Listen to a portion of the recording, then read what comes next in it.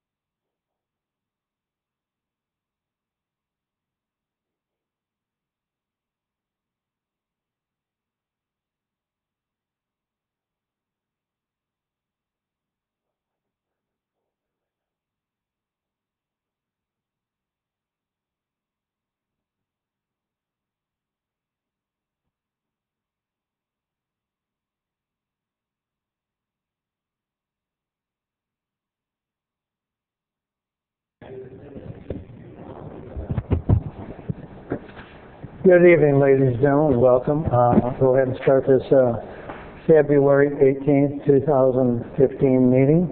And first off, a roll call, please. Mayor Wood? Here. Deputy Mayor Lowry? Here. Councilmember Feller? Here. Councilmember Sanchez? Here. Councilmember Perry? Here. Thank you, ladies and gentlemen. First item up, I'll move it forward, is closed session report from our city attorney. Thank you. Thank you. The council did meet in closed session. There was no meeting on item 1, which is the labor negotiation item. The council did meet on item 2A1, significant exposure to litigation in the matter of one case. The facts and circumstances surrounding that were previously disclosed on the record. And item 3A, public employee personnel evaluation involving the city manager. And on those two items, the city council approved by a vote of 3-2 a separation agreement and general release with city manager Steve Jebsen. As part of that item, Mr. Jebsen has signed his letter of resignation, and that's been filed, so that is effective today. The terms and condition of the separation agreement will be placed on file with the city clerk. The vote was as follows: 3 in favor, Deputy Mayor Lowry in favor, Councilmember Sanchez and Mayor Wood in favor, Councilmembers Feller and Kern voted no. With regard to item 3AB, public employee appointment, the city council voted 5-0 to appoint Michelle Skaggs Lawrence as the interim city manager. The terms and conditions of her employment will be included in a employee contract that will be brought before the city council in open session on March 4th. Also, the city council has given direction to conduct a national recruitment. A contract will eventually be entered into between the city and Bob Murray and Associates to conduct that recruitment. That's all. Thank you. Councilmember Feller, please.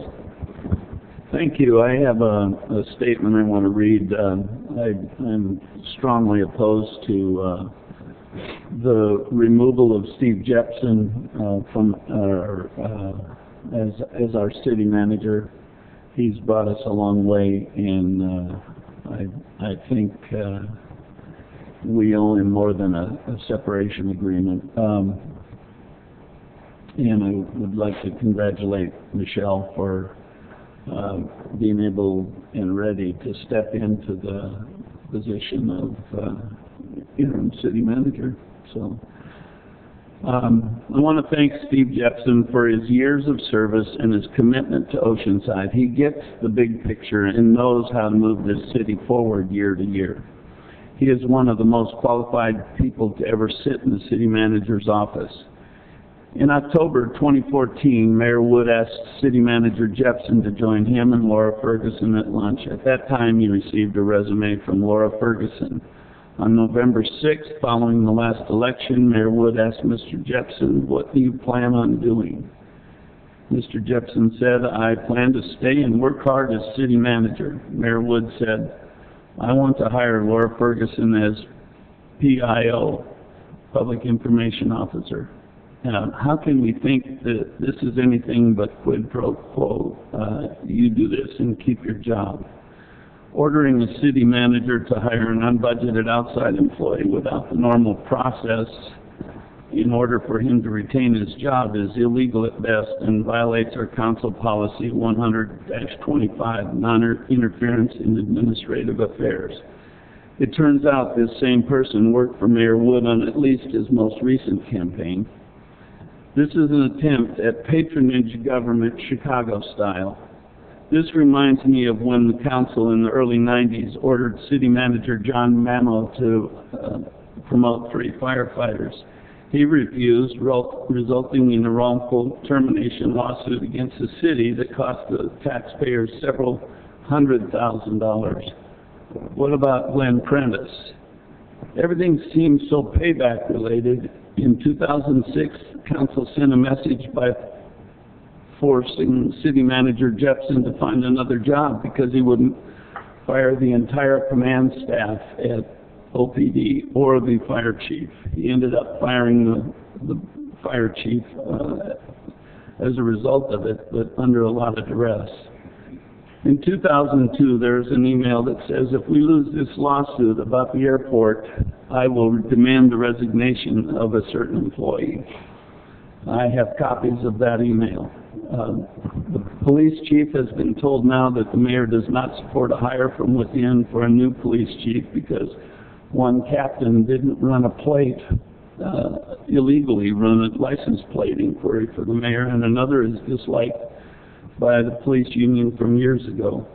This will be a heck of a price to pay for not hiring a woman who worked for you on your campaign. This is disgusting and most likely illegal. The behavior is more than likely to lead to more wrongful termination lawsuits in the future. Good luck, Steve. I have no other lights on. Anybody wishes to speak? Councilman Sanchez, please. Sorry. Thank you, Mr. Mayor. What I'd like us to do on the dais here is to take the higher road, each one of us. I'm sure the mayor will have his opportunity to deny all these allegations. But what I really want to focus on is going forward. We have a phenomenal opportunity here to go forward on things that the council does agree on, 5 of us. There are a lot of times that we focus on the things that we don't agree. Well, what I'd like to do is focus on the things that we do agree and get these things done. We have several projects that we can get done, bring more revenue to the city. There are certain issues that have come up, certainly during my 14 years on the council, that I've been extremely concerned about. These are things that I hope that we can not touch on as we go forward. You know, personally, it has been very difficult for me these past years. We have had, during the last 18 months, we've had a lot of department heads leave. We've got to do better, and I know that we can as a council. So I did vote to accept Mr. Jepson's resignation. I am very proud of the fact that we now have an interim city manager, Michelle, who is really the person behind the scenes that has gotten a lot of things done for us in the city. I am actually very excited that we're going to be doing a national search for a city manager that's going to be bringing in fresh ideas, a fresh look at the city, and how we can, by maintaining our character and our quality of life, bring so much more. I've often heard people say about Oceanside that we're a diamond in the rough. Well, the rough part's coming off, and we are looking really good. We've been through Visit Oceanside and some other organizations. We've really been top-notch out there, and I believe we're going to continue doing that with the mayor's leadership as a council. So I understand that we have, maybe a couple of hurt feelings here, but we're doing this for the best of the city, and I believe that this is the best thing for all of us. Thank you. Anybody else? Thank you. I'll speak up. First off, ladies and gentlemen, I've been with the city now for 46 years as an employee.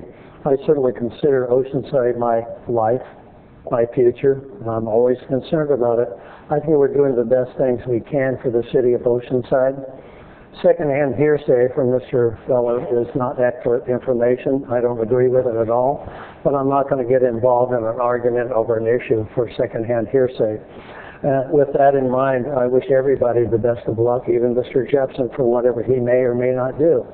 I think I'll remind some of you that when they asked Mr. Jepson to come back, it was these 2 gentlemen on the end and one other person, and that several of us had our concerns about it. But he came back, we worked with him, we had our concerns, and I think we'll say we have philosophical differences.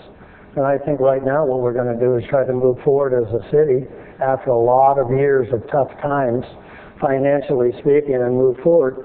And I'll leave it at that. And quite frankly, Mr. Jepson is the one who pulled out and got a contract where he could leave and wrote it up and did it through the city attorney's office, so it was properly handled. So I'm happy about that. There's some employee status which we as a council really can't discuss. So we'll leave some paperwork for some of the press and people in the audience if you have any questions. But that's how it is. And right now, I also want to welcome Michelle Lawrence as the interim city manager of the city of Oceanside. She's been here a long time. We certainly have had a lot of department heads and division heads leave our city in the last month or so, and I'm concerned about that too. So we'll have to work on it along with everything else in the city of Oceanside. I'm proud. I think it's going in a good direction, and if I remember right, most of the concerns we had was the former council that was the council majority, and some of the issues they brought up and made most of the citizens of Oceanside upset. So the election changed that. It changed that, so we have a change here, and we're going to address some of those issues that I think we've heard over the years. And I thank you for your time, and we'll see where it goes. Thank you. And if nothing else here from the council meeting, is that it? Thank you very much. And from there, I say, Mr. Clerk, if we could do from that consent calendar, please. Yes, consent calendar items 4 through 12. Move approval. I have a second. Thank you. Anybody pull any of these items? No public. Thank you. I don't see any here either, so if you would, please vote. Motion approved 5-0. Thank you very much.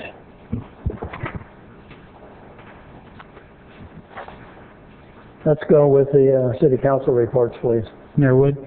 None at this time. I hope things work out for the entire city of Oceanside in the future. I was a little surprised about the concern of the city manager leaving, by the way, when Carlsbad's gone through about 3 or 4 city managers in a couple of months, but that didn't seem to be newsworthy as Oceanside is. With that, I don't really have any more, except I hope you'll have a good future and Oceanside moves forward. Thank you. Deputy Mayor Lowry. Well, today I went to Starbucks, and there was an interesting celebration going on there. Starbucks is the one here on Oceanside Boulevard is the first military family store there in the nation. They're creating 12, and the idea is to support our active duty military and their families. So there were a lot of officials there and a lot of enthusiasm among the community. I didn't realize that Starbucks supported people when they were transferred from one town to another and were able to take their same job and their same position in their new community, so that was pretty good news. In addition to that, the commanding general was there, and it's always fun to meet him. I also had an invitation to go to Nichols Elementary last week for their Barnyard Musical, that was 120 kids herding in the direction of a really funny musical. And I also am going to Washington, D.C. this weekend for federal funds for community projects like beach sand replenishment and harbor dredging and expansion of the city's water supply system for drinking water. So I'm looking forward to that. And yes, I'm taking donations of warm socks and gloves to wear during the 1-degree weather heat wave they're having. So thank you. Councilmember Feller. Thank you. We had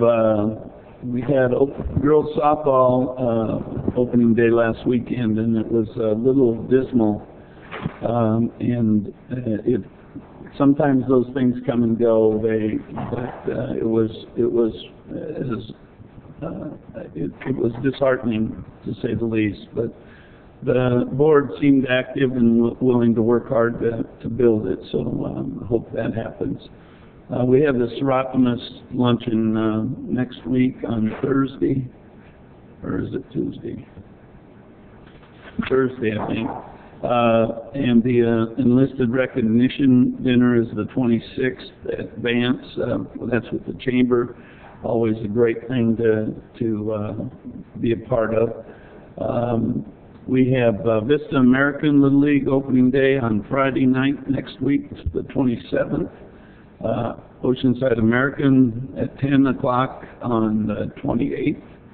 Valley Little League at 11 at Melba Bishop Rec Center. And then we also have Jerry Salyer's service 12 to 3 at Heritage Park. And one special one for me is Shannon Kish, mother of 3 boys that succumbed to cancer, 56 years old, and just very instrumental through soccer with all, her kids are the age of my grandkids, so it's a sorry thing to see somebody suffer from that cruel disease, and my prayers are for Joe and the boys. And that's really all I have. Thank you. Councilmember Kern. Thank you, Mr. Clerk. I represented the city at the Bill Horn State of the County address last week down at the city county headquarters. It was kind of nice, and there's a nice new park down there. It's the first time I had a chance to visit their waterfront park at the county, and it's really quite a good job. So we had a reception out there, so it was really quite interesting to see what they've done with that piece down there. Last week was the Women's Resource Have a Heart Luncheon. So I attended that. And also, last week, the Friends of the Library had Richard Letter and the Alley Cats over at the Sunshine Books. So it was their fundraiser, which brings me to this Saturday. Over behind City Hall here is the Friends of the Library quarterly book sale. The more books you buy, the less books I have to pack up and move. So if you come and buy all the books, I'll be eternally grateful, because I help them on Friday afternoon setting up, and I also help them tear down on Saturday. So the more books that we can sell, and it's a big fundraiser for them. And the Friends of the Library last year raised about $128,000. I think they gave the library almost $120,000 of the money that they raised to support children's books and those services. So it's very important for the community to support the Friends of the Oceanside Public Library, which in turn supports our library, which in turn supports you. Jack mentioned the listed recognition breakfast, and then the Jerry Sawyer Memorial on that day. And then the last thing, the deputy mayor and I went last night with the OCNA to talk about issues. You know, I went as my representative of the community engagement panel for the decommissioning of San Onofre, and Deputy Mayor Lowry was talking about some of the development that's going on downtown. And guess what we ended up talking the most about? Water. You know, once we got in, I gave my little talk, and Chuck gave his little talk, and then the question quickly deteriorated to what we're going to do about water. So it's a very big concern on people's mind, of what's happening with the water situation here, and then hopefully the deputy mayor can make some headway back there about water supply and ready, projects that are ready to go. So, it is something that unsolicited, because our talk wasn't anything to do with water, but it quickly deteriorated to that question. So we spent, what do you think, Chuck, about half the time talking about water. So anyway, all right, thank you. Councilmember Sanchez. Thank you. I had the privilege and honor to be a speaker yesterday at the second annual Zero Waste Symposium here in San Diego County. So exciting what's happening throughout this county. San Diego is perched to adopt its zero waste ordinance, and there's a whole lot happening right now. Of course, a lot of it has to do with the fact that we're having to meet certain requirements by 2016, which is coming up really, really fast. Very, very proud to be able to report that we are the best in the county in terms of our zero waste goals. We're at 70%. We had 75% by 2025. I'm getting ready to bring forward to the council, and maybe not in a couple of weeks, a request to push us up to 90% by 2025. Very, very excited about this. That, of course, means that we will have to start looking much more aggressively at how we handle our food waste. I want to say that I'm very, very proud of having Colleen Foster, who has really grown into the job and has done phenomenal work for the city of Oceanside in helping us make that happen, that 70%, reaching 70%. And how she has been able to export our model and work with Oceanside Unified School District. Oceanside Unified being the only school district in the entire nation to adopt zero waste as goals, and having reached for several of the campuses, 23 schools now are working at getting zero waste by kids. It's just so exciting. I like to say that our seniors definitely have gone through this before because of how long they've lived and and experiences that they've had in having to do recycling. I think that our seniors especially can see gold in older things, and so it's kind of like us in the middle that need to, parents and I think the kids are really getting us there about making sure that we as a community here in Oceanside adopt a different way of living and making our city the place to go. Green destination, green tourism, green jobs, green industries.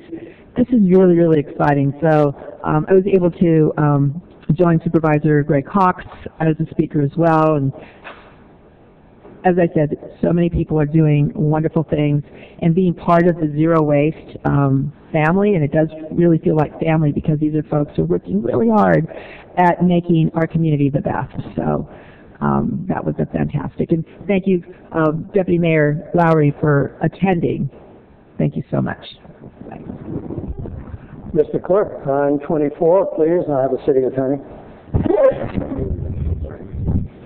Item 24 is the adoption of an ordinance of the City Council of the City of Oceanside adding Chapter 30B of the Oceanside City Code to regulate the use of public recreational property for commercial or professional instruction. Move adoption. Second. Do we have One speaker on this item. please? Yes, Ms. Madeline Song.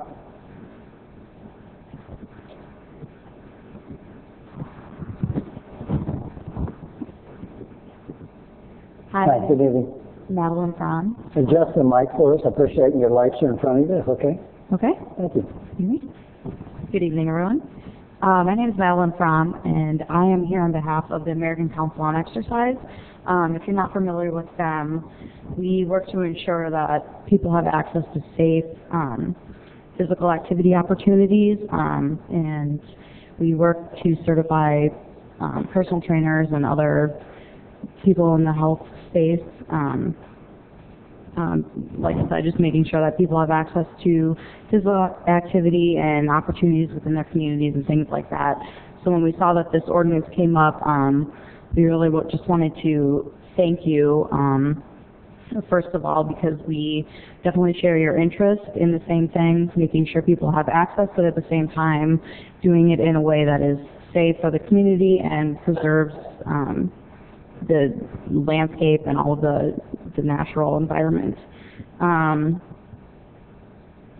we were looking at your guidelines, we actually have worked with several other cities as well, Santa Monica in the past, Denver, a few others, and we had a couple just suggestions and things that we wanted to bring up. We submitted written testimony, and we also in the past came up with some shared use guidelines and recommendations for policymakers and also for fitness professionals, just to make sure that like a code of conduct is followed.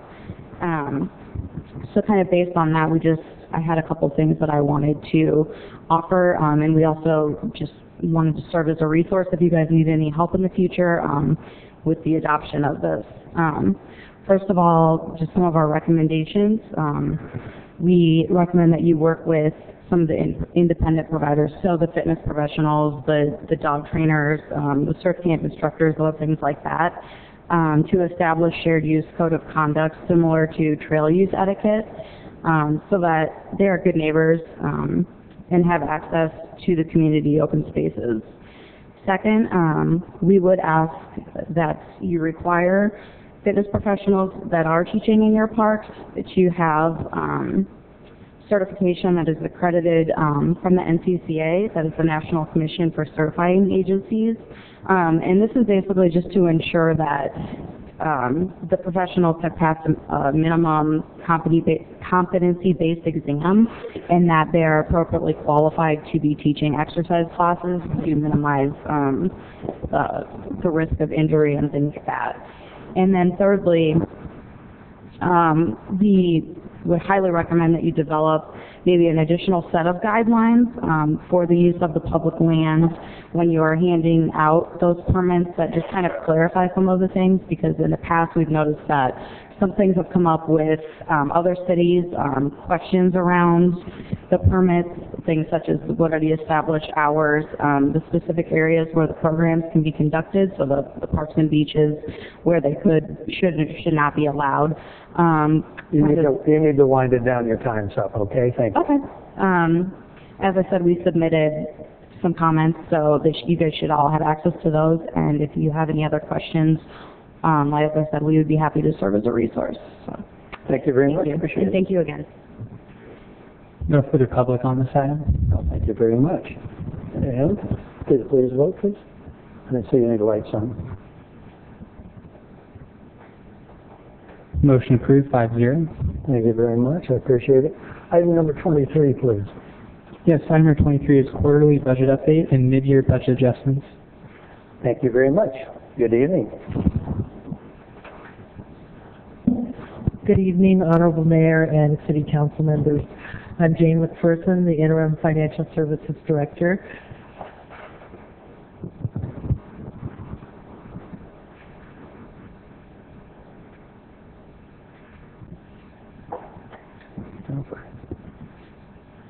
I'm here to present tonight. You have in your agenda packet the financial status report and mid-year adjustments. As in part of what we need to do tonight is approve those adjustments as well as transfers that are part of our City Council policy. So as I said, we're submitting the report of the information-only item, and we recommend approval of the mid-year adjustments and budget transfers. Here is a summary of the general fund activity for the second quarter ending December 31st, 2014. And this is in thousands. Revenues, we are at 37% of current budget. Expenditures, we're at 49% of current budget, which would be 50% generally at this time, so we're in a good place. Right now, if you look at the current budget, which is with any adjustments that we've had since the adopted budget, and then the actual, we do have to show a shortfall currently. The revenues are earned unevenly throughout the year. 59% of general fund revenues come from property tax, which is 29% of total, sales tax, 29%, transit occupancy tax, which is often called TOT, and like I said, they're unevenly earned throughout the year. So you're not going to see 50% of revenues at December 31st. The next third quarter will be more telling. At this point, there is no concern that we will not make budget in our revenues.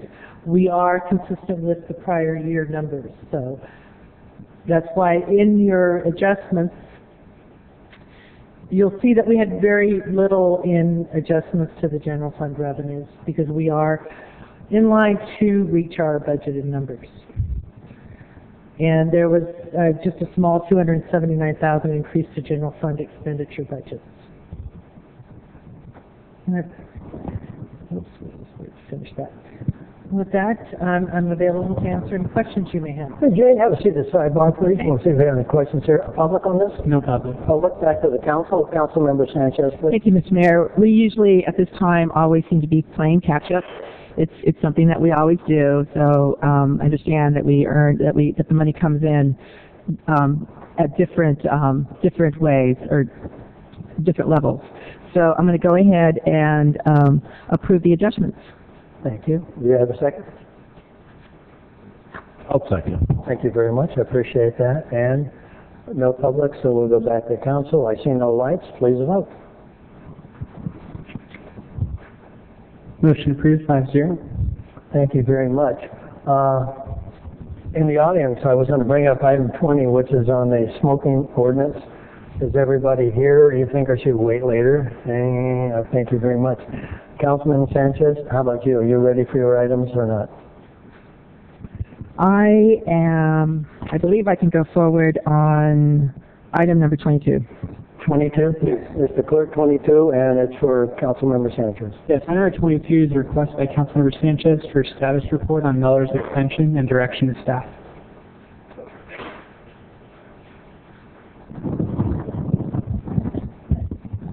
Honorable Mayor, Council members, Scott Smith, City Engineer, Councilmember Sanchez, as of today, and there's a pass-through memo that was circulated. The drawings are completed, and there's currently no funding for the project to be constructed, so at this point in time, it's not added in the CIP budget for next year, so that's the status update regarding. Okay, thank you very much. And I had understood that this was going to be, it would take a long time to get this funding, and I was more interested in, pursuing the smart growth and doing densities where we already are urbanized. And so we're going to have, staff has already been given direction on bringing back the circulation elements, right? So do we have a recommendation from staff regarding what we can do now in terms of moving forward on the Melrose extension? Because that is something that I believe we should basically terminate, and I believe we're going to need to update our circulation element to do that, as well as our environmental impact report. That's correct. In order to move forward with this, I'd recommend that we add some money into next year's capital budget regarding circulation element update in order to update the environmental documents, and that'll come forth with the CIP budget. Okay, and that would be through, the funding would be thoroughfare funds. That is correct. Okay, so my motion then, Mr. Mayor, is to go ahead and give direction to staff that the CIP receive funding so that the reports can be updated. Thank you. I'll second that. I've always been concerned about the eminent domain taking houses. Right. We need a 4/5 council to do that, and it involves eminent domain taking several homes, so I'm not happy about that, so I would go forward with that and second it. Thank you. And with that, do we have any public on this item? No public. Back to this, Councilmember Feller. The request is for more money to update the circulation element, so we're not taking a stand on the Melrose extension at this point. Well, actually, my motion... That's not what the motion said, so. Okay. My motion is... Excuse me, let me get city attorney in here, I'm sorry. If I understood correctly, the intent of the motion is to direct staff to come forward with a CIP budget amendment for next year, so for 15-16, not for this year. I think I understood that. That's correct. Okay. So you wouldn't be funding it today. It was really giving staff direction about how to prepare next year's CIP budget.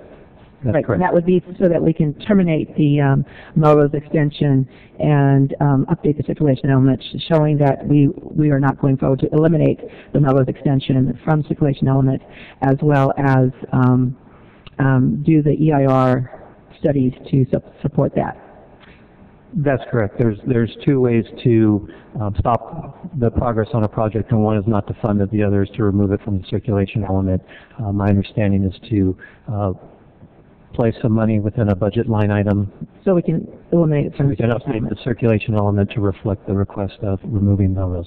Yeah, from that. thank you. How much money have we spent on this project to date?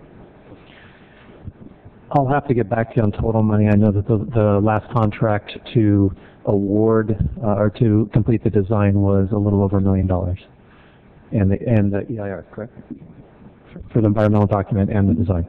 It was a little over $1 So million. that the combination of the environmental document and the design has been over $1 million. That's correct. It sounds like Rancho Del Oro again. Thank you.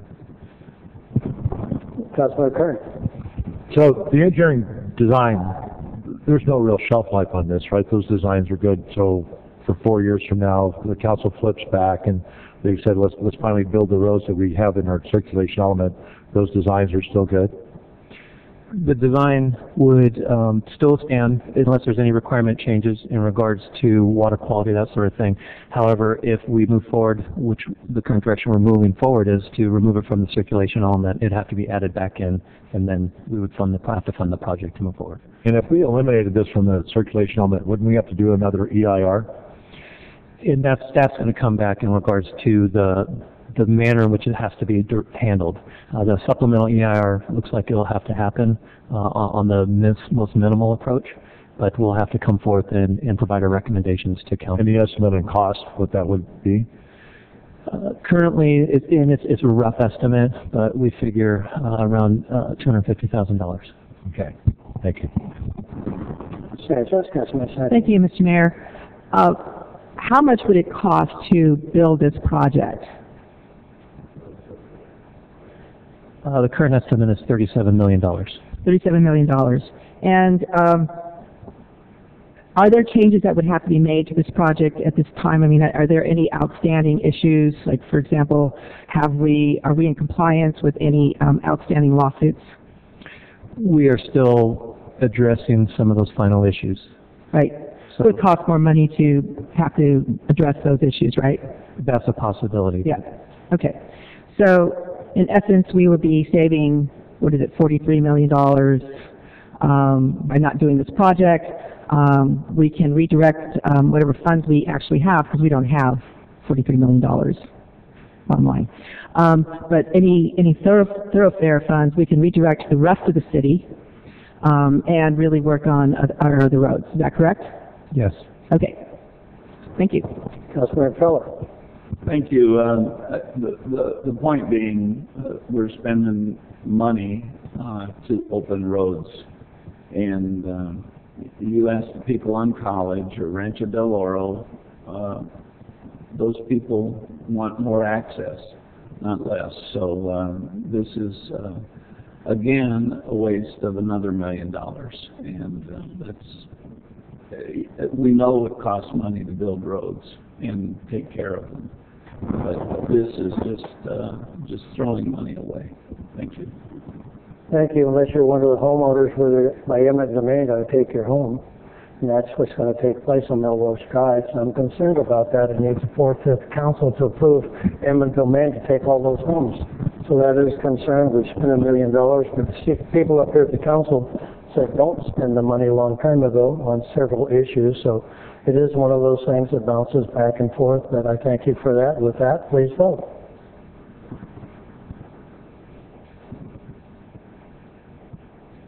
Motion approved, 3-2. Kernan, Feller, no. Thank you very much. Ms. Sanchez, is 21 possible?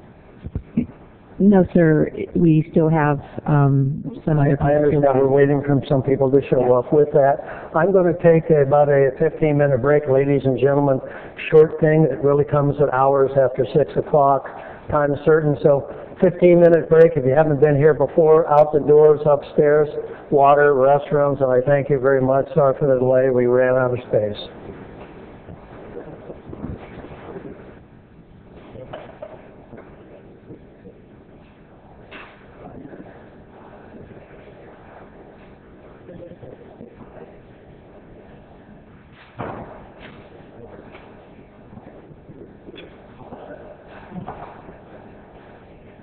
Have a separation agreement? Here, I'll get it from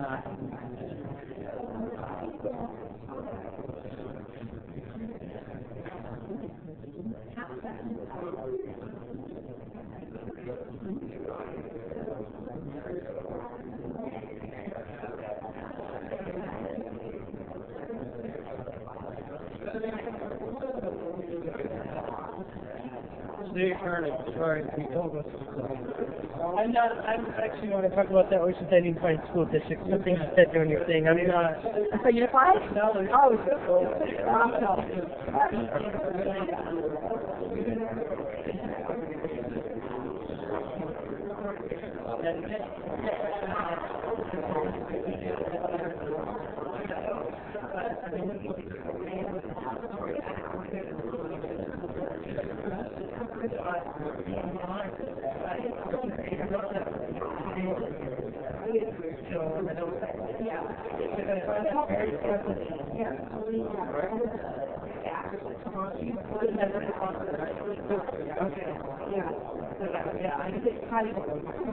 Yeah, I had no idea about it. Yeah, and then you know,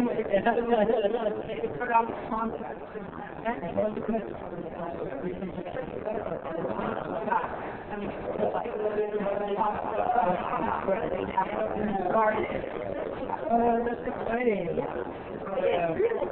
Okay, yeah. So sorry. Yeah, well, I mean, they're also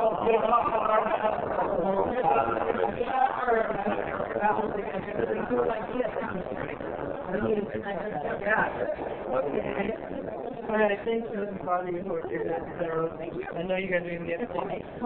Okay. Okay, thanks.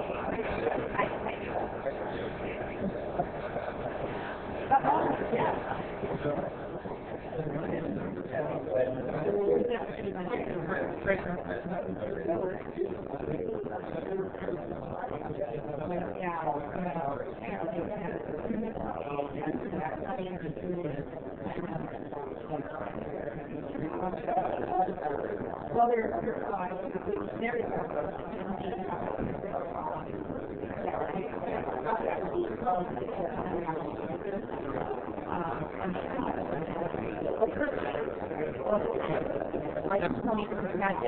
Okay. Yeah. No problem at all.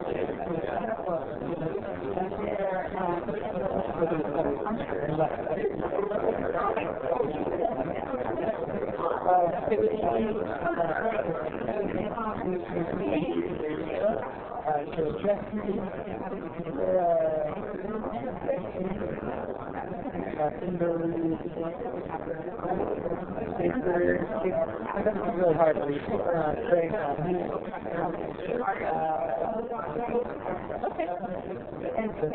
I'll be sure to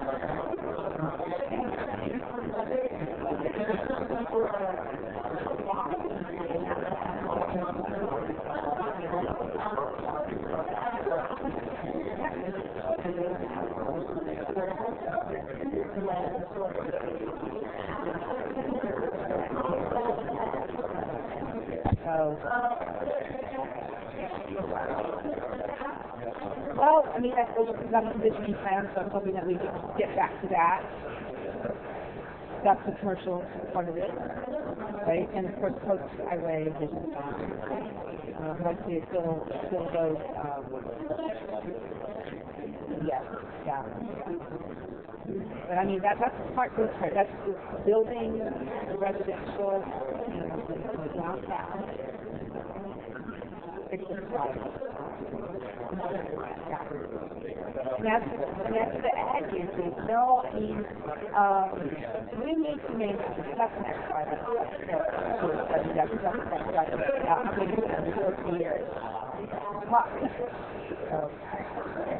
That's what I think is.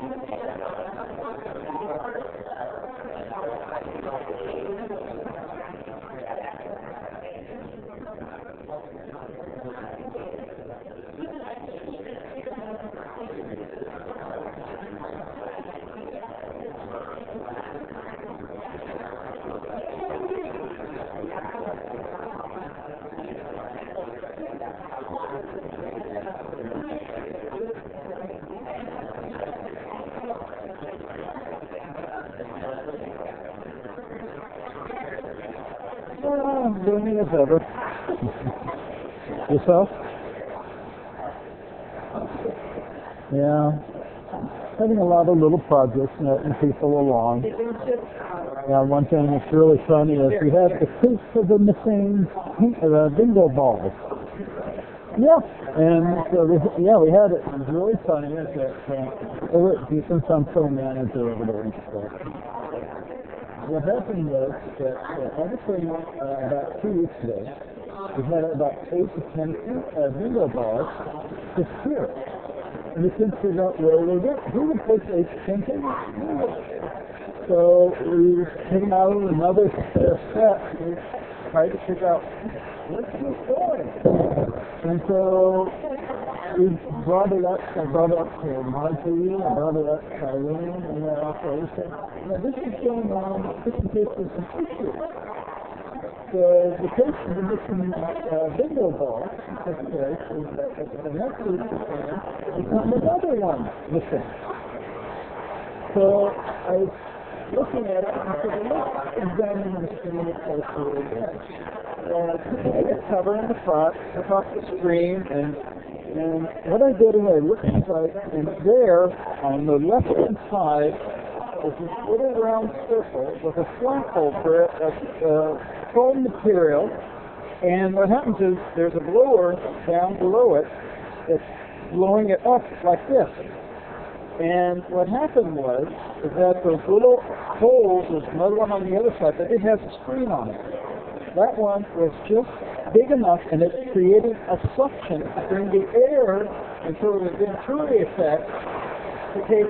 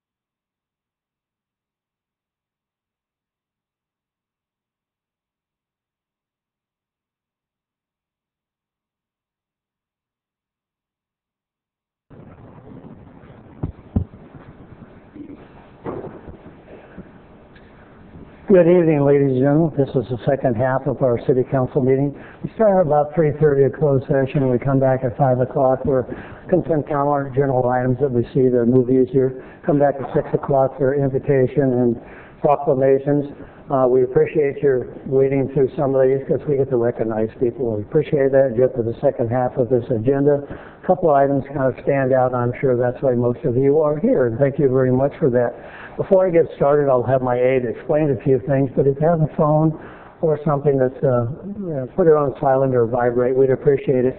And if I may, for the record for the TV, Troop 752, could I have the stand up, all of you, if I put you on TV?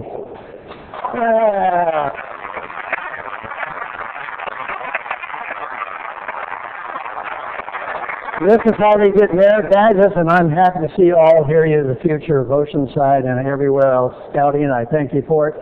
And they pan around. I hope they panned around to see everybody and the scouts. And that way their parents or somebody can pick it up later on the video. Thank you very much. Have a seat and leave it whenever you have to, okay? Thank you very much. With that, Debbie, please. Please stand for the invocation and pledge of allegiance. Tonight's invocation will be delivered by City Clerk Zach Beck, who is also the youth pastor for Gateway Community Church. Please bow your heads. Father, we come before you to say thank you. Thank you for the privilege, the blessing, the honor it is to reside in this community. We come together as a diverse community of different backgrounds, different beliefs, different presence, and different futures, but one common goal, and that's the betterment of this community of Oceanside. We come together tonight to seek your guidance, wisdom, and discernment in the deliberations that transpire among the council this evening. And we lift up Council Members Feller, Deputy Mayor Lowry, Mayor Wood, Councilmember Sanchez, and Councilmember Kern. Would you continue to guide and direct their thoughts during this evening as well? And in this upcoming season, for our residents in Oceanside who are of Chinese descent, we wish them a blessed and happy Chinese New Year. And we come together to just simply say thank you for the privilege we have of living in this community. We say these things in your precious name. Amen. Amen. Tonight's Pledge of Allegiance will be led by OPD Explorer Angel Perez.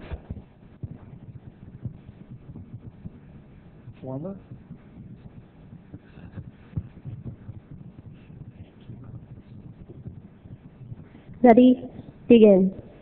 I pledge allegiance to the flag of the United States of America and to the republic for which it stands, one nation, under God, indivisible, with liberty and justice for all. Please be seated. Thank you, folks. I got to say a few words. We're having Oceanside Police Explorers do our pledge every so often, and that's a way they can be in front of the public. That's what they want. They want to get around the public to see what's going on, and they're our future for the Oceanside Police Department. I'm so proud of them all. Well, thank you for doing that for us also. Thank you.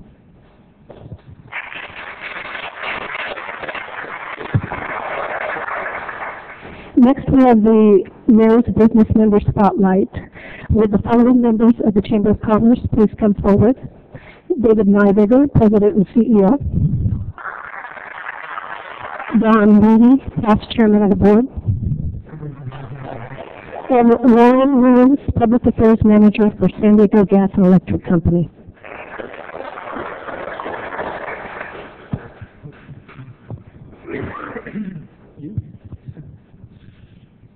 Thanks, everybody. You know, there's a story going around. I don't know if you've heard it. It's a technology story. There's the computer, the software, and the network. And the computer says, of course, I'm the most important part of the technology revolution. I was here first. And software says, no. You crazy? I mean, you've got a computer, but without me, you've got nothing. The network says, nonsense. I mean, let's face it. You've got a computer and software, but unless you have me, the network, you don't have an internet. Meanwhile, in the corner, Mr. Electricity says, really? I didn't get the laugh I expected, but all right. Well, anyway, we've got Mr. Electricity with us tonight, and we're really honored to be here with Warren tonight. He's a public affairs manager with San Diego Gas and Electric. A really cool guy. His primary job is to go out in the community, visit councils, chambers of commerce, agencies, yes, harass us. And, you might be surprised that a lot of us think of SDG&E as being the big guy out there. But in this person, they've got a real character, somebody that has an easy way about him. He travels around. He's able to communicate with the most obstinate and the easiest going. And he's a native San Diegan. Went to school at the University of San Diego and got his master's at Pepperdine. I have a list of all the things. I have a list of all the things he's done. But in his work with SDG&E, I do want to mention just a couple of things, and that is that he was in charge of their philanthropic area where he worked with. I can't remember the name of the group. Help me out. It's a group that gives.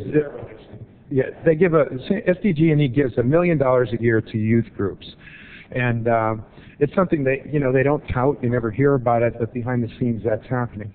So I'm going to turn it over to David here. I'm going to tell you that this is one person who's really done a tremendous and continues to do a tremendous amount for this community. Thank you, Ron. Yes, since we've been doing this for the member of the month, it's really about the member of the person. Yes, Warren works for San Diego Gas and Electric, but he brings so much more to the Chamber of Commerce. He's been on the board now for 2 years. He's not single-handedly, but he worked many hours developing our policy programs for the Chamber so we can actually go out and set policy and look at the things for the best for the business community in the city of Oceanside. So I want to thank you very, very much. You're well-deserved honor, member of the month for the city of the Oceanside Chamber of Commerce. Thank you.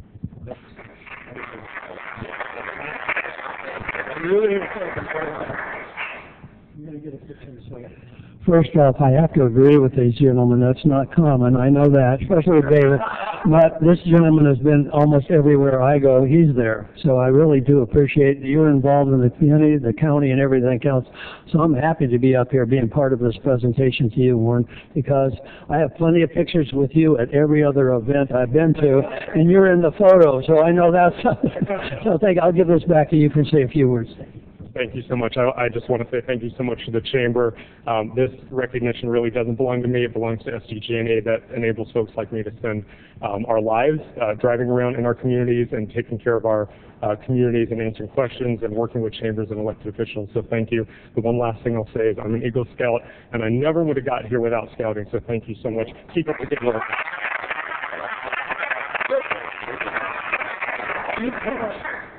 That's you. We want her up. We can give her a picture. Come on.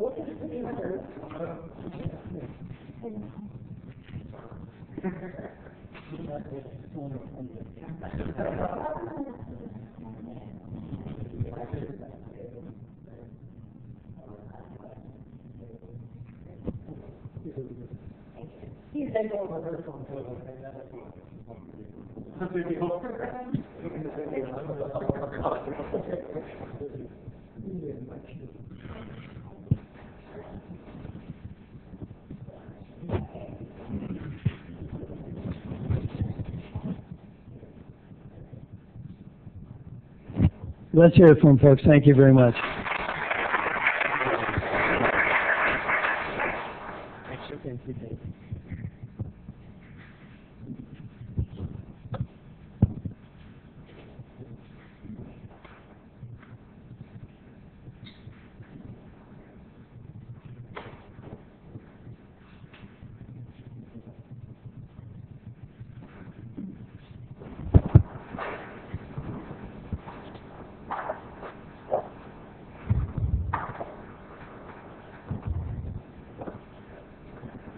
Mr. Clerk, I'd like to jump up to item number 20. I think we got some people here tonight who want to speak on that issue.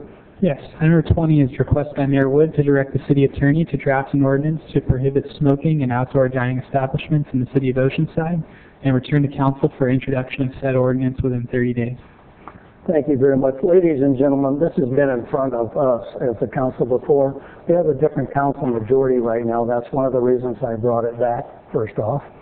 I get asked about this all the time, pros and cons on both sides, but basically I'm going to say a few things and get forward with this because we've talked about this particular topic several times. We'll have your choices and your opportunity to speak up here for a few minutes if you want to. The big issue in this area is we get addressed about medical issues that we all pay for connected to smoking. That's number one. Number two, we're a tourism town and we get people here all the time from all around the world, if not just in our state. They come here and it seems to be they all want to sit outside in the patio area and have dinner or lunch or whatever because they're here near the beach. There in turn we're getting complaints from people that say, I sit outside but I have to sit with smokers. It's a big issue. About 98% of the people in the state don't smoke. That's a highlighted item that I want to bring up. With that, I know there's people that get business from people that are smokers and they'll speak tonight. It's an item we brought up before and we knew it'd come back. So there'll be speakers on both sides. It's kind of a toss of a coin for each one. Do you smoke? Where you want to smoke?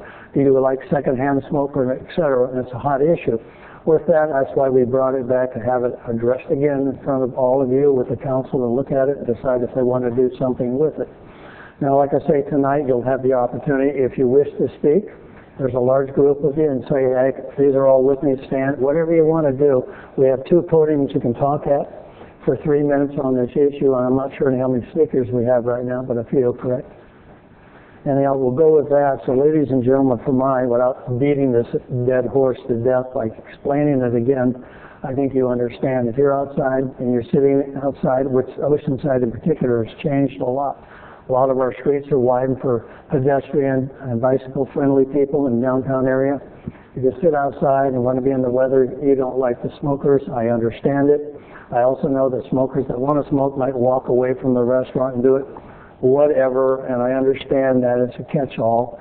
Signs will probably be posted if this passes or whatever. But I get enough calls and enough contacts on this issue, believe me, that's why we're having it again tonight. Thank you very much. And with that, I'll go to the city clerk for speakers. Yes, I'll call you the first 2 at a time. So at this time, Debbie Kelly and Gina Knudsen can come forth.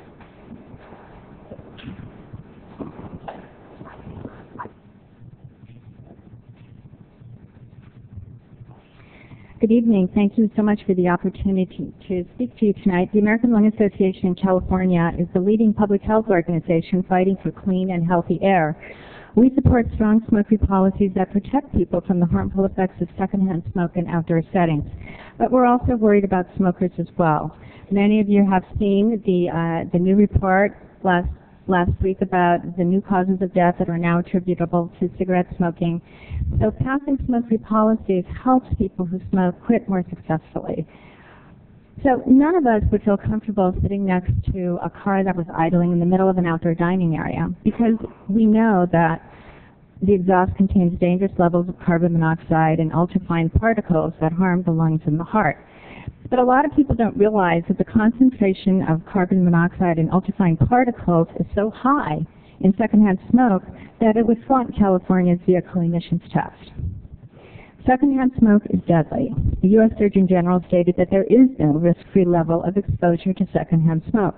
The California Air Resources Board classified secondhand smoke as a toxic air contaminant in the same category as asbestos, cyanide, and arsenic. Every year, secondhand smoke kills more than 53,000 non-smoking Americans each year. That means that for every 8 people who die from cigarette use, 1 non-smoker dies as well. And probably no one in this room wants to be that unlucky 1 smoker. Secondhand smoke is very harmful to children with their smaller lungs. Children exposed to secondhand smoke are more likely to suffer from bronchitis, asthma attacks, eye irritation, coughing, ear infections, pneumonia, and colds. I was one of those kids. I was very sick. All of us were because my mom was a smoker. She didn't know about it. Looking at this room with all these young people here, you can give each and every one of them a healthier future just by approving this ordinance. Smoke-free outdoor dining also protects workers. The rest of us don't have to work in settings where secondhand smoke is going to affect us, and restaurant workers deserve that same protection. And finally, in closing, I think this is a great step with Oceanside. We've done so much to make this a beautiful and vibrant community, and I think this will be very welcomed by residents and visitors alike. Thank you. Good evening, Honorable Mayor, City Council members. My name is Gina Knudsen. I'm the Program Manager of the Tobacco Control Program at Vista Community Clinic, and I wanted to give you some information regarding smoke-free outdoor dining patios. As of March 2014, 119 municipalities in California have adopted smoke-free outdoor dining policies. In San Diego County, there's 8 cities, which include Carlsbad, Chula Vista, Coronado, Del Mar, El Cajon, Encinitas, National City, and Solana Beach. In Oceanside, 67 restaurants with patios have adopted voluntary smoke-free policies. And some of these restaurants are the 101 Cafe, Bagby Beer Company, the Beach Break Cafe, Hello Betty Fish House, the Local Tap House, Master's Kitchen and Cocktail, Mission Avenue Bar and Grill, and the Stratford at the Harbor, among many others. There's a full list in your packet if you want to see all of the 67 restaurants. There's about 124 restaurants in Oceanside that do have outdoor dining patios. Oceanside has a vibrant and growing restaurant industry along the Coast Highway and in the downtown area. Because of this project, I have eaten at many of these restaurants, and there's many more that I want to try that I didn't know about. You have a wonderful restaurant availability here in town. I've also had a chance to talk with many of the owners and managers. Most I have talked to have stated their support for smoke-free outdoor dining patios. One such establishment was opened up by a couple of bartenders that formerly worked in Carlsbad. They had reservations about opening their business in Oceanside, but because of the changing scene and because of the support that they've received from the city, they're doing very well. Finally, I want to talk a little bit about e-cigarettes. You guys are well educated on the topic. There's 2 organizations that have come out saying that e-cigarettes should be treated and regulated in the same manner as tobacco products, and they are the American Association of Cancer Research and the American Society of Clinical Oncology. Thank you very much. Our next 2 speakers are Joe Jeffrey and Sarah, I apologize if I get this incorrect, Thomas or Thames? Thames.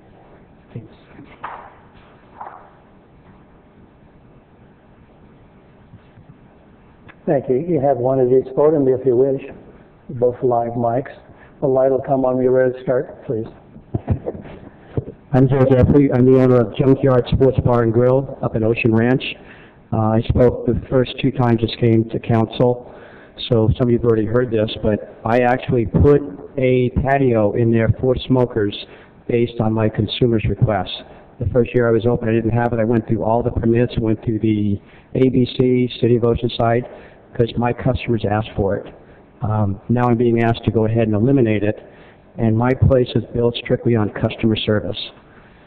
It's a private establishment on private property, and I'm asking the City Council to let me run the business to what I see fit for my customers, not to go ahead and come in and become a partner without my okay. If my customers decide they don't want smoking, I would eliminate it. I have no problem with that, but like I said, they want it and it's there, and it's going to create another problem if I eliminate it. My people are going to be walking out with drinks out to the middle of the parking lot right next to the Marriott to get a cigarette. And now we have another problem. The ABC is going to come by and I'm going to get fined and on and on and on. So like I said, I want my customers what they're looking for. I've never had a single complaint from a customer about smoking. My smokers have always been cordial enough. If they're at one side, they'll stay there. The family with the kids will go to the other side. There's always a breeze up there. I'm right up by the new soccer fields. The people that come there are traveling international and national from both the Marriotts and the soccer, and they enjoy the fact that they have the choice to make. I know a lot of restaurants and bars have already endorsed the no smoking, and I think it's working. That's great. If they want to run their business that way, let them do it, and let me run mine the way I want to run it. And it's successful now. I'd like to keep it successful. But I need that choice. I need that freedom to go ahead and control what my customers are really looking for. Thank you. Thank you.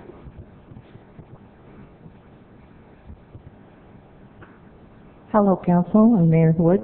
My name is Sarah Thames. I'm the owner of Red Rooster Bar and Grill. Joe just took most of the words out of my mouth about what I was about to say as well. I run a very small bar and grill. I do only beer and wine there. It's 21 and over at my establishment. I have a designated area outside for smokers to go out and have a cigarette. It is nowhere near a sidewalk. It's over by the river by the center right there. It really doesn't bother anybody. I have never had a customer complaint that they didn't like the place because of the cigarettes. I feel that you are pushing a problem, and we know how unhealthy cigarettes are. I don't even smoke. I understand. But that doesn't mean that my customers don't, and that's their choice, not mine, to impose on them where they can go smoke and tell them where they can't smoke. It is, I think as a business owner, I think it's my right to make a decision on how I run my business, just like Joe said. I foresee them going out the front door now of my business, which is right next to the street, so the cigarette butts are going to go out there. The kids coming down from Lincoln Middle School during the middle of the day, they're going to go buy smokers now.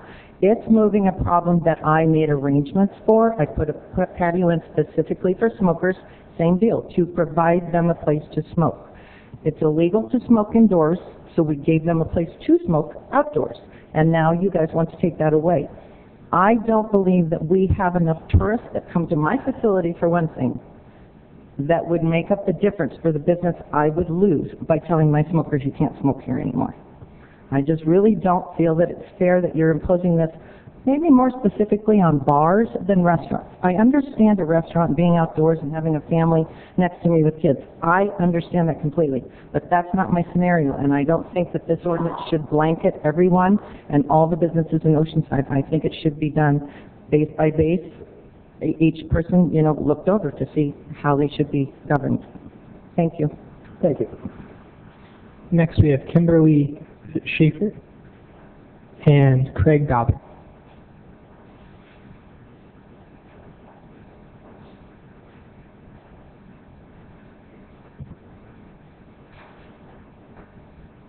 Good evening. Hi, I'm Kimberly Schaefer from the Tremont Street Bar and Grill. I am one of the other bar owners that addressed this council last year during this issue. Same thing. Joe pretty much took the words out of my mouth. I'm a bar owner. I have put a patio in for my smokers, and I think you should give me the right to make the judgment call if I want to have it. There are plenty of places in Oceanside that don't have smoking now, and we should have the right. If those patrons don't want to frequent my place because they don't want to be around smoke, I get it. But I've noticed a downturn in my business over the last several months, especially going into this winter. And it's a lot of because I'm dealing with a new market share. There's a lot of new restaurants opening up around me, so it's taken business away from me. Now this is going to impact me even further. And it's really, really going to put me in a bind if I can't allow people that want to come. And I have a lot of tourists that come, and they're from all across the country, and they smoke. I'm sorry, they want to sit out on the patio, but my smokers are very cordial with other patrons. They'll stay away, they won't smoke. So we've never had an issue with this, but I really would like you to leave that issue and let that decision be up to me as a business owner and take the government out of it. Let me have my right to, decide how I want to run my business. Okay, thank you. Thank you. Good evening, Honorable Mayor. Pull that mic up a little bit, you're so tall. I'm so sorry. Yeah, that's good. How do you know? Can you hear me now? Wonderful. Thank you so much for the time to speak to you and address item number 20 here. Thank you for bringing this item forward. My name is Craig Balvin. I'm the president of the North Coastal Prevention Coalition. And we work to reduce the harm of alcohol, tobacco, marijuana, and other drugs in the cities of Carlsbad, Oceanside, and Vista through community collaboration, action, education, and support.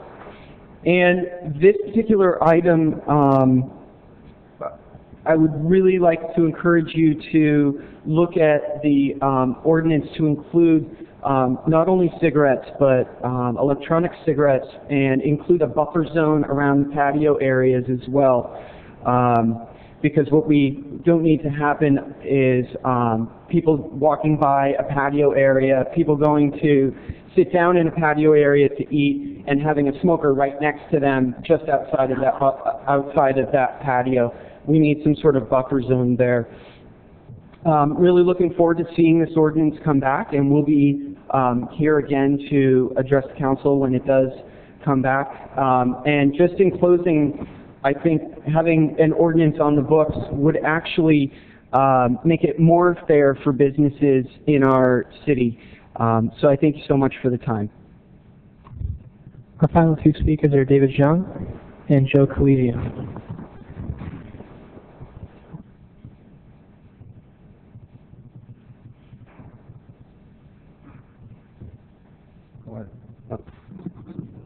Gentlemen, ladies and gentlemen, thank you.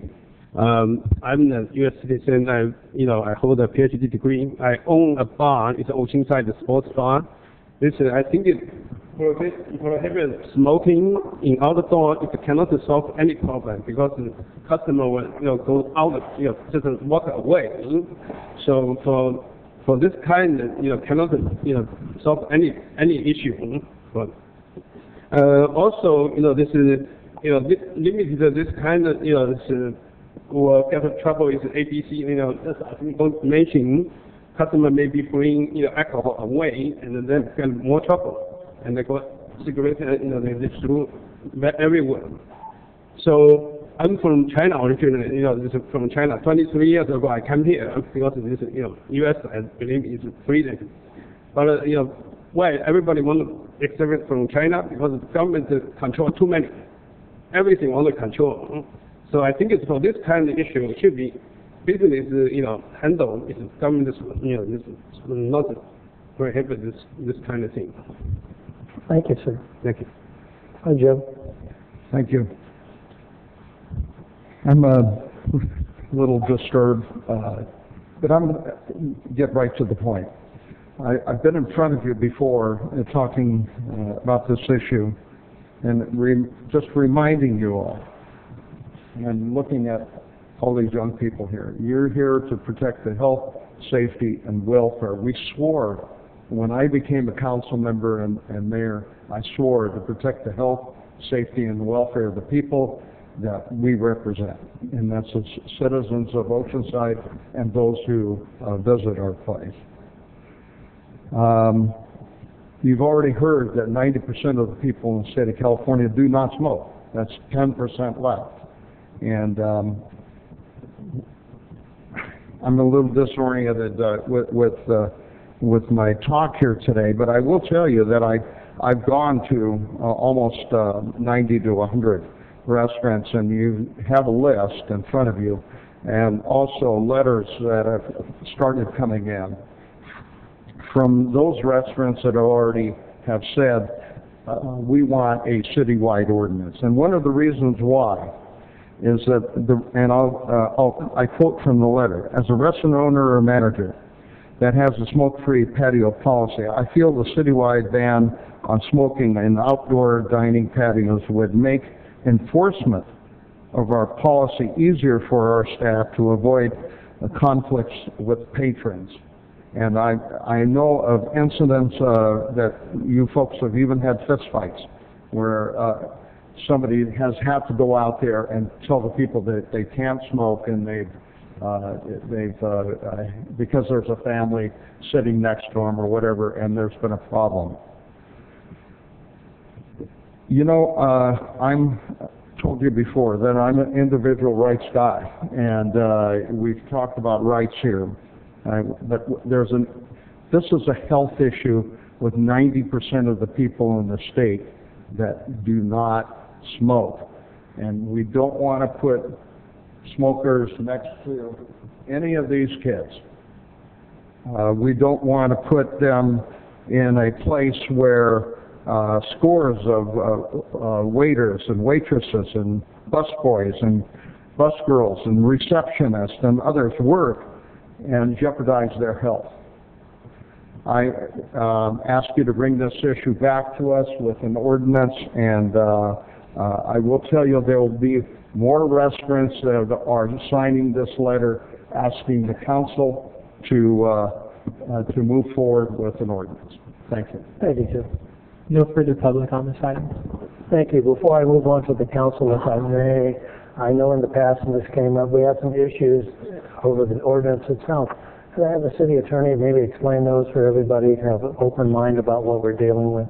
Well, just by way of background, I'm sure you'll recall the council gave direction, I think 2 years ago or so, to me to draft an ordinance.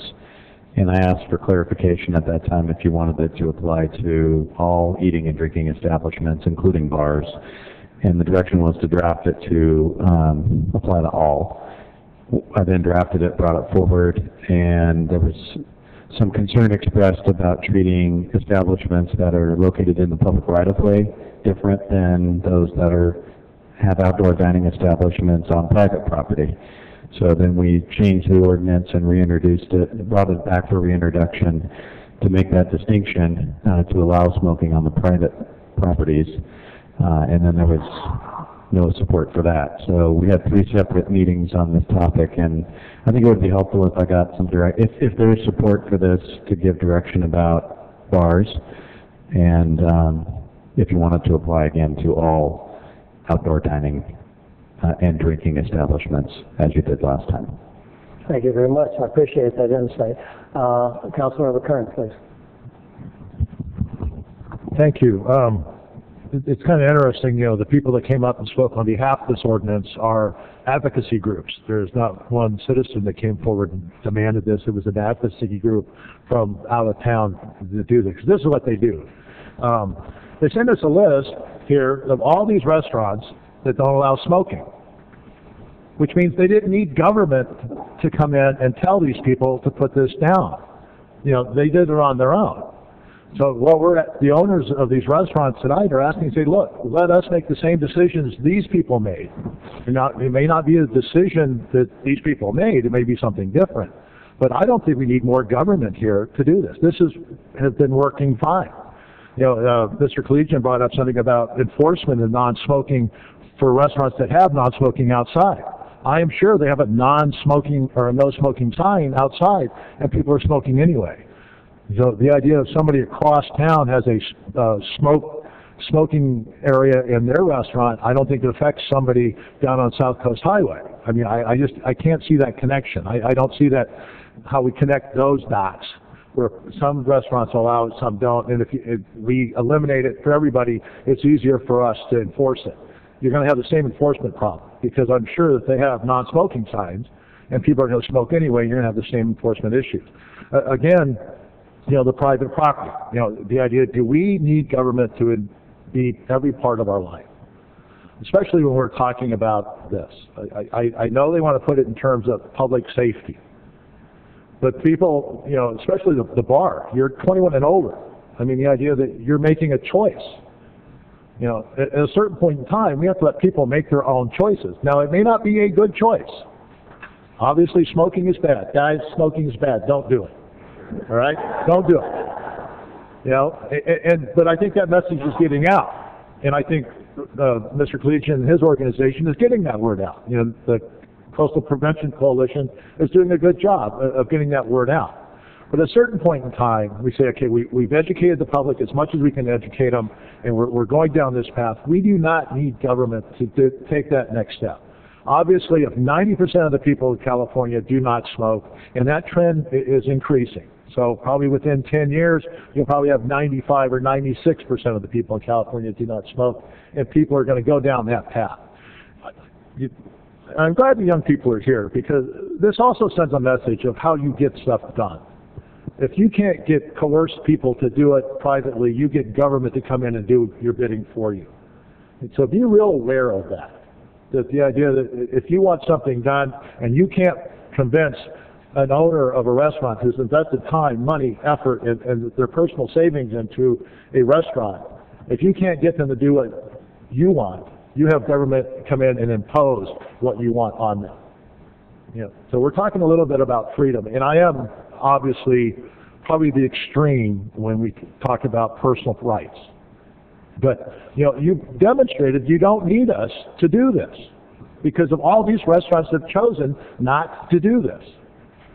So, and I have all the respect in the world for Mr. Collegian. We've had this discussion many, many times, and I do respect him. The only other comment that one of the presenters made from the Coastal Prevention Coalition is that Oceanside has a booming and vibrant restaurant industry now with the existing ordinance. So even with the ordinance we have in place, restaurants are booming, restaurants are doing well. So I don't think we need another ordinance. At a certain point in time, we need government to step back and let people make their own decisions. So I can't support more regulation. I can't support a new ordinance. I think we're fine the way that we're going. So I know that the council has changed, and there's a different attitude about regulation in general, wanting more regulation. So I'm a little disheartened in that way, but I understand it's a policy decision. And so whatever happens tonight, I hopefully people understand that government shouldn't be in everybody's life all the time. That there's a certain point in time, everybody in this room, especially you guys here, you're going to have to make decisions. And the idea that whether you do or do not, when you get to that age of 21, you should be able to make those decisions on your own and not have government tell you what decisions to make. All right, thank you. Councilmember Sanchez, please. Thank you. Thank you, Mr. Mayor. Well, there are some comments in these letters, and we received a lot of letters in support of a ban, and this would be a ban on all outdoor dining. And these are some of the things that were in these letters that are I believe are very persuasive. In a recent poll done by Vista Community Clinic, 80% of Oceanside residents said they go out to eat where they can sit outside, and 80% reported they have been bothered by secondhand smoke while eating in outdoor dining patios. That probably means they didn't come back. In addition, 90% reported that they prefer to eat in areas where smoking is not allowed when they dine outside, and 60% said they would eat out more often if outdoor dining areas were smoke-free. As a restaurant owner and our manager that has a smoke-free patio policy, I feel that a city ordinance banning smoking on outdoor dining patios would make enforcement of our policy easier for staff in order to avoid conflicts with patrons. I mean, that's really, really important there, as well as the fact that 119 cities now have bans on smoking in outdoor dining. So we have received letters, and there have been lots of businesses in Oceanside, and I'm talking about Oceanside, of course, that are asking us to pass a ban for all outdoor dining. Starting with Oceanside Boys and Girls Club, Family Fellowship Church, Maricosta, and then 101 Cafe, 333 Pacific Steak and Seafood, Bagby's, Barnes & Noble, Beach Break Cafe, Beer Brewing Company, Brooklyn Boys Pizza, Buffalo Wild Wings, Bull Taco, Carl's Jr., Chick-fil-A, Chipotle Mexican Grill, Cream of the Crop, Dominic's at the Harbor, Firehouse Subs, Fratelli's Italian Kitchen, Hello Betty's, IHOP, Jamba Juice, both locations, Jersey Mike's, 2 locations, Joe's Crab Shack, Johnny Manana's, Lighthouse Oyster Bar and Grill, Local Tap House, Los Tacos, Master's Kitchen and Cocktail, McDonald's, 9 locations, Menchie's, Mimi's Cafe, Mission Avenue Bar and Grill, Noodles and Company, Oceanside Broiler, Pierview Coffee Company, Red Cup Yogurt, Rim Calais, Rockin' Baja Lobster, Ruby's Diner, Shakey's Pizza Parlor, Stone Brewery, Starbucks, 8 locations, Stratford at the Harbor, Swami's Cafe, Succulent Cafe, Tapioca Express, The Broken Yoke Cafe, The Habit Burger Grill, Vista Hand Wash Shell, Food Mart, and the Wrench and Rodent Sea Bass Joe Pub. That's pretty impressive list. And I have to say that I recognize many of these as being businesses that have been here for many, many years and made many investments in Oceanside. Joe Collegian, Mr. Collegian, former council member, what you say about our responsibility as council members. I know I can't see you because of the podium there, but your statement about our responsibilities with respect to the public's safety health and safety. That is our biggest concern. You know, it's just like police when there's a fight. Now, you could say that that's a private matter between two people. Police shouldn't be involved. And yet we as a society decided, you know what, we don't want fighting in public. We're going to make that against the law. And we're going to find out who started that, and we're going to charge that person. Now, there are certain things that matter beyond just the person. You know, in these privacy rights, in this world of privacy rights, where one person's action directly impacts another person who's not involved with that person, a complete stranger, or maybe even a family member who's too embarrassed to say, please don't smoke, because you know, I don't want that secondhand smoke. I don't want to have the medical problems that come with that, at whatever age that they start coming. And it's maybe, I was going to say funny, but it's not funny. The more I learn about smoking, the more I realize, and the more studies that are being done, the more it's becoming evident that secondhand smoking is a very, very dangerous thing in our society. So, Mayor, I don't know if you have made a motion yet, but would you like to make that motion, sir, so I can support? You can, if you wish. I'm sorry. The question we had is, I have a little question here from input on you about, do we want to do it in businesses 21 and older or bars? But like I said, that was an issue last time. I don't know if you want to word it accordingly. Whatever you think's best, go right ahead. You understand it. Mr. Mayor, I believe that what would be the best interest of the citizens of Oceanside would be that we ban smoking in outdoor dining areas, including all the private places. So that would be my motion. Thank you. I'll second that. Thank you very much. Councilmember Feller, please. Does that mean bars? Yes. Well, then we need to say bars.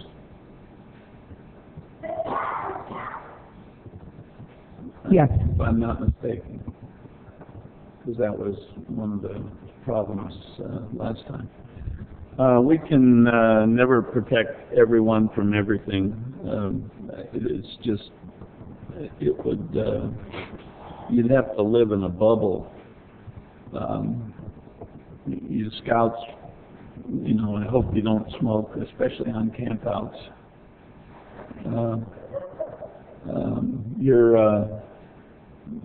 I hope you never smoke. I never smoked, but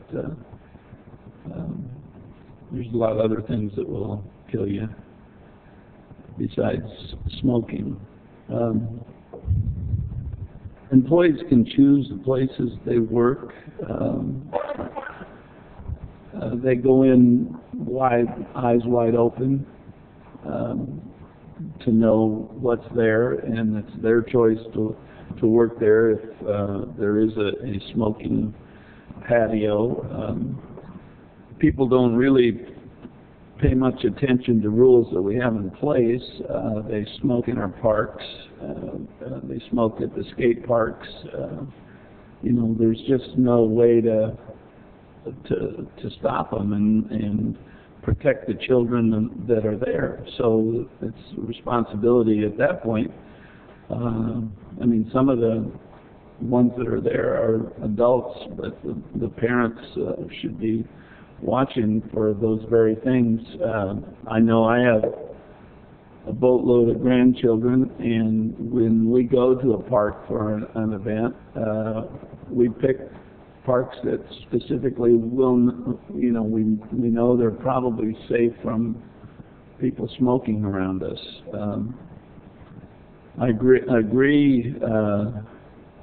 that the business owners should be making their own decisions. Joe, Sarah, and Kimberly, you know, my hat's off to you for going the way you go, but you know, you're actually you're becoming more of a minority, and people obviously are going to be choosing over time to not go to your place if there's some place that's smoke-free.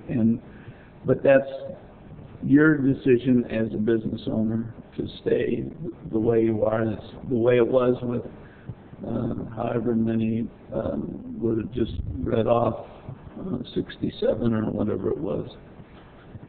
It's just, for me, it's we have a lot, and it's also going to create people going in to lunch and then walking out and walking down a few doors and having a cigarette on the street. That isn't very inviting in my eye. If we've already created a place for them, for the ones that do want to have smoking. It's a dilemma for me. I know Chuck and I both would have had that issue in my restaurant and his bakery. You know, where can the people smoke? At that time, I was given a pretty cheap cup of coffee to seniors, so they sat right in front of my door and smoked. And you know, I had people complain, and maybe part of the reason that I didn't. I wanted to accommodate the customers I had. Maybe drove away customers, and I just think the dilemma for me is the overregulation of business, and so we just can't protect everybody from everything. Everybody should get in the Scouts and find out how to take care of yourself. That's what they should do. I appreciate the passion from North Coastal Prevention Coalition, but there's also that side that just says these people have a following, and let them have that following. It's not. It shouldn't be up to us to regulate that. So thank you. Thank you. Deputy Mayor, please. Thank you, Mayor Wood. I think this is a serious example of freedom of choice, and I think that, you know, if all you guys want to smoke cigarettes, that's your choice. You have the choice to do that. But you don't have the choice or the right or the responsibility to expose anyone else to it who doesn't want to be exposed to it. There are plenty of studies, but who cares about the studies? If you're sitting in a place and the smoke comes into your face, and it's someone else doing it and it bothers you, you can choose to get up and leave the restaurant or the bar or wherever you are. That's your choice. We are not attempting to limit your freedom of choice. We want to limit the place that you can smoke and expose other people to it who don't want to smoke and don't want to inhale it. So I think it's important that we look at the larger picture. It's not simply about government regulation or Big Brother coming down and telling you how to live your life. It's about everyone making the correct choices that are safe for yourselves and for the people who are all around you everywhere you go. Please, if you want to smoke, go out to the family car, roll up the windows, put up the windows, no one rolls them, light up and smoke away.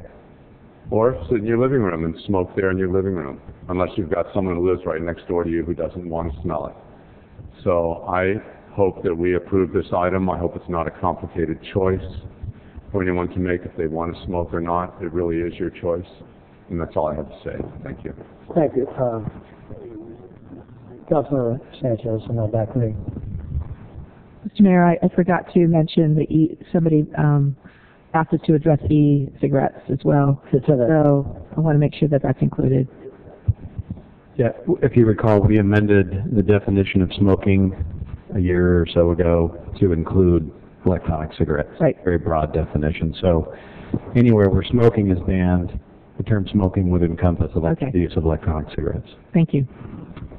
As for me, last party on this, it really comes down to a couple of things as a representative put into this office by the public. It's like anything in the past. When you have 90% or more people against something, it's more than likely going to be addressed. And we look at that too. What's the percentages? What's the volume? Who do we address the larger numbers? And that generally is the case. The largest number gets addressed on these issues. It's important, and we try to do that. Now, that doesn't mean that we're trying to, like Deputy Mayor explained, stop anybody from their choices of smoking. It's just where you're going to do it at. And I think that's important. I'll tell you this. I personally had troubles at different locations and restaurants with smokers, inside and outside, where they shouldn't be smoking, not just in my city, other places. And I thought it was interesting every time I tried to intervene to tell them, you know, you're not supposed to smoke here or it interferes with my family. They always seem to get in an argument with you. I don't know if that's the case anymore because more and more people are not smokers, but it seemed to be polite and addressing it didn't work. So now it comes back to government. Are we over-regulating? You know, it's an easy way to say yes. On the other hand, back to all of you, geez, this is a minor regulation compared to all the books, and I mean books and books and books and books of regulations from city, county, state, and federal government. Do we regulate? Oh, you betcha we do. And is this one of the rare ones? No, I think as you see more and more non-smokers, it's going to come to the forefront in a lot more cities in a big way. I'm also a little concerned about some of the speakers. Yes, you have a business, and it might hurt your business. Do I want to do that? No. On the other hand, let's face it, folks, if I go to run for some office, need it be me or you, and 90% of the people are against it, what are you going to vote for? It's coming down to that. It really is. That small businesses that let smoking go on are a dying breed slowly in the state at least. And then we have to regulate that because the cost factor comes back to all of us in smoking or secondhand smoking. That doesn't make all of you happy, and I'm not sure that's going to ever happen, but I have to vote where I think my conscience takes me on this issue. And it's rarely that I have an audience of young gentlemen here like the Boy Scout troop. Happy you're here, by the way. But we have to look forward to what they want or don't want in the future. And like I say, when I've been in restaurants with my family and somebody smokes, it really does bother me. I'm a non-smoker. I don't drink. I don't gamble. You know, those are the things that's me. But it does bother me, and it's something that I regret that it's gotten so popular. But, a big but to this, my dad smoked all his life because he was in the military. It was deja vu, common practice back in the 40s and 50s when he was in war. Everybody seemed to smoke. That certainly has died off for one reason. They've all died off for medical reasons. So we see a change in that aspect where families say, hey, I watched a lot of my loved ones pass away from smoking-induced medical problems, cancer or whatever. So that's why I see more and more people saying no to it. With that, I've said my piece. I'm going to ask everybody to vote in a second, but I have a light on. Yeah, I would, before you vote, I'd like a clarification in the motion to make sure that we have it included with. Good. Well, I understand it. It answered my questions. If you wanted to include private property, private outdoor dining establishments, and at least the maker of the motion in the second, and it wouldn't apply to bars. I think you clarified. So. Thank you. Okay. Thank you. Anything else? With that, please vote. Motion approved, 3-2, Kernan Feller, no. Thank you, ladies and gentlemen. Tough issue, and I appreciate it. If you want to leave, you can. Same thing with the Scouts. The next item is about Southmore Hills, and that's going to be Councilman Sanchez's item. Luke, thank you for showing up, and I hope you get your patches. Thank you very much.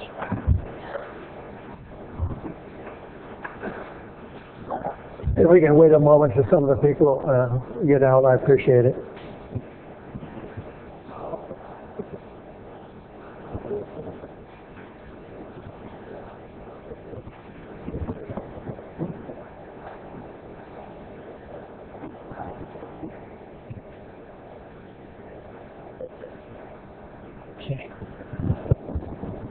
Thank you, ladies and gentlemen. I appreciate moving out in the hallway if you want to talk so we can get started for the last item here.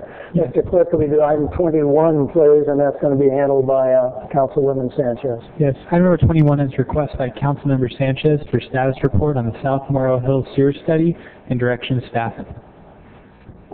Thank you, Mr. Mayor, and we've got Jason here. Honorable Mayor and council members, Jason Dathorn, Interim Water Utilities Director, Councilwoman Sanchez. The Morrow Hills sewer study was completed in mid last year. A report was put together. We met with the group, the Morrow Hills group. I had an executive summary put together and delivered or emailed that to council for your review. The intent is, or was to have the study included as an appendix to the update to our wastewater master plan. A couple of key notes that I wanted to discuss was when we were given the direction to move forward with the evaluation, it was intended to try to determine what is capable for the Morrow Hills area. There's approximately 3,500 acres of ground out there. And the intent was to determine would there be a possibility for on-site wastewater treatment systems or septic systems. And if they're not, what is the percentage for the general area? Taking consideration of the parcels, 3,500 acres, I think the current regulations require roughly 2.5 acres minimum size. And none of that was intended to be reviewed or part of the study. It was simply what is the capability of the existing Morrow Hills area. And so that's what the study was for.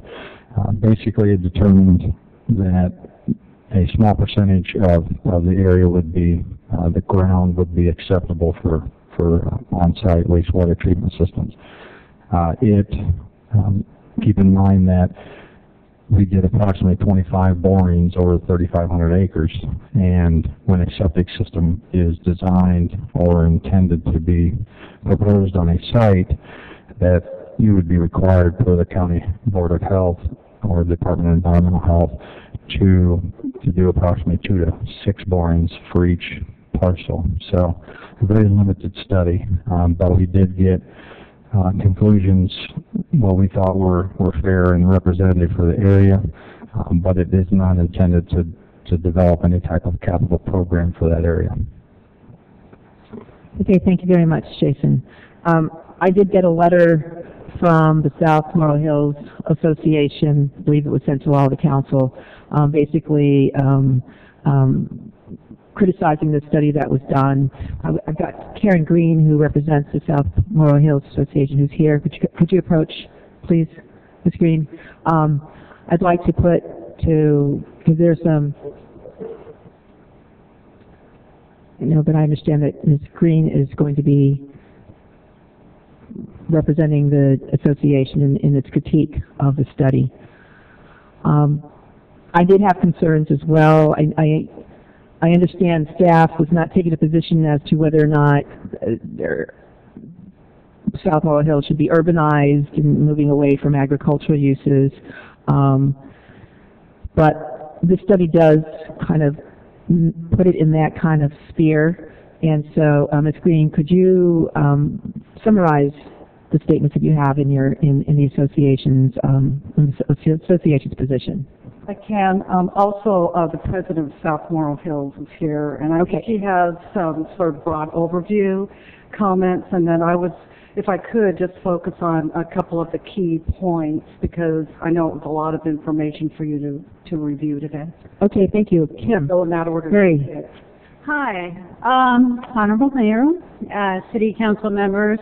My name is Kim Murray, resident of Morrow Hills and president of the South Morrow Hills Association.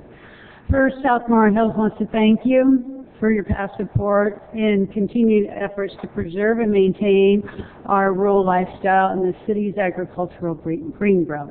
As a 17-year resident of Morrow Hills, I take pride in our agricultural community, and as I like to state, our little hidden piece of paradise in Oceanside. Regarding the Morrow Hills study conducted by LGC Geotechnical, this has been reviewed in detail. Several days, weeks have been set aside by Ms. Green reviewing this and found to have considerable flaws. As a result, the members of the South Morrow Hills Association have serious concerns about it and the potential impact on our agricultural community.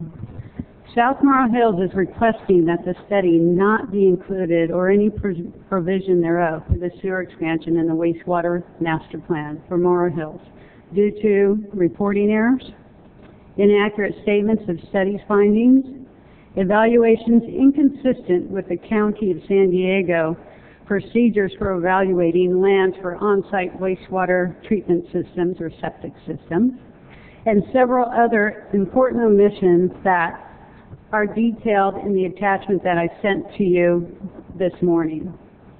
And I apologize in advance, or now, for sending it to you so late. In addition, currently there are more than 150 homes with septic systems in the Morrow Hills area. There is no current need. The data collected with the Morrow Hills study did not demonstrate a future need, and such decision would be in conflict with existing land policies. No new development plan for Morrow Hills has been submitted. That would require sewer has undergone an environmental review under the California Environmental Quality Act, or CEQA. Therefore, there is no impending need to make a change to the Morrow Hills in the wastewater master plan update.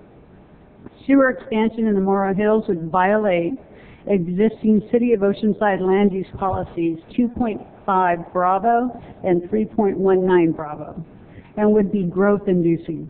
We do not think the potential for sewer expansion should be provided in the wastewater management plan update via this flawed study without appropriate environmental review in accordance with CEQA and other applicable laws and regulations. Lastly, as a concerned citizen, the Morrow Hills study clearly does not demonstrate the good value for the City of Oceanside based upon the flawed results. Again, I want to thank you for your support, and I'd like to turn it over to Karen so that she can provide some of the detailed analysis that was done. And Ms. Green, could you, before you start, could you briefly state your credentials? Okay, my name is Karen Green. I'm a member of our Neighborhood Character and Vision Committee for South Morrow Hills and a resident of Oceanside for more than 30 years. Professionally, I'm an environmental consultant. I have a master's in science, and I routinely prepare CEQA documents. I work with engineers all the time and routinely review technical reports similar to the Morrow Hills study. Thank you. Okay. So what I'd like to do is just go over two of the most important flaws with the study to illustrate you know, the problems and the concerns that we have. So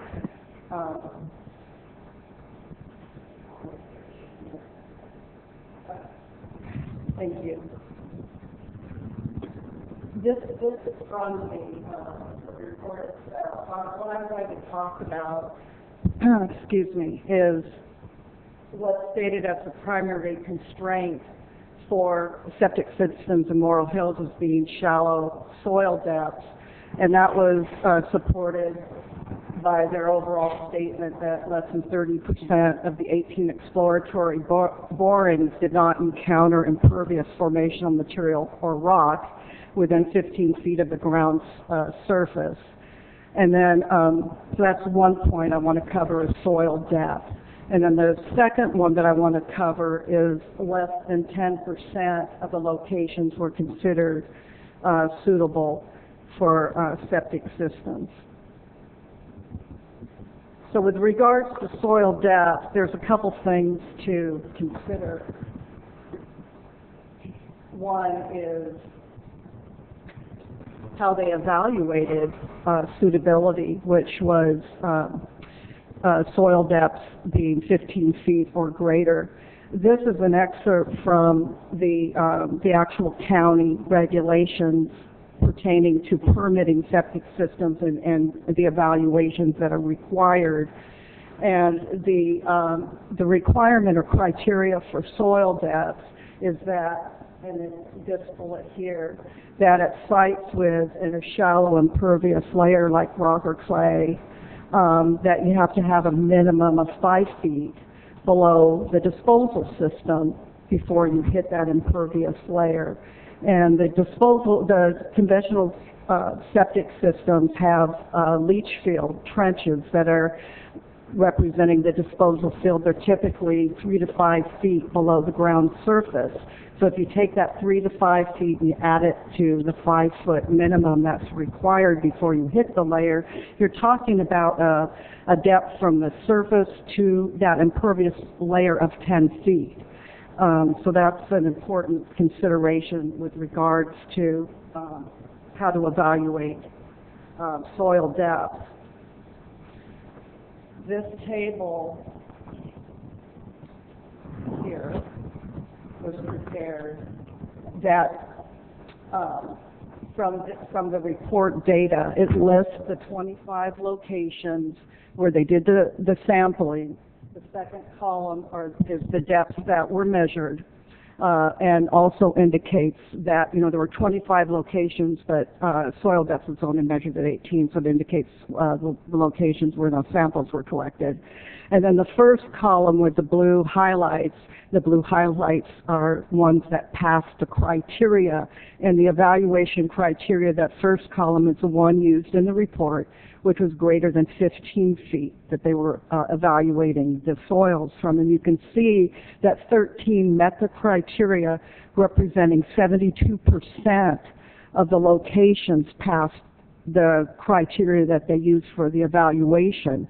However, in the report, as you saw in that first exhibit that I showed you, they reported that only 30% passed. What they did was they transposed the numbers.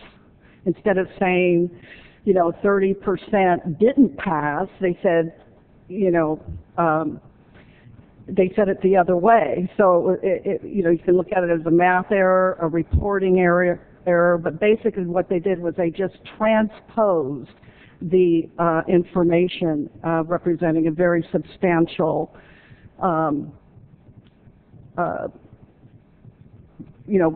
inaccuracy of the report, clearly demonstrating that soil depth is not a major constraint for septic systems in Morrill Hills. Now, the column to the right of that is actually comparing the data with the county criteria of needing 10 feet or more, and you can see that 16 met the criteria, representing 89% of all the locations tested passed the county criteria for septic systems.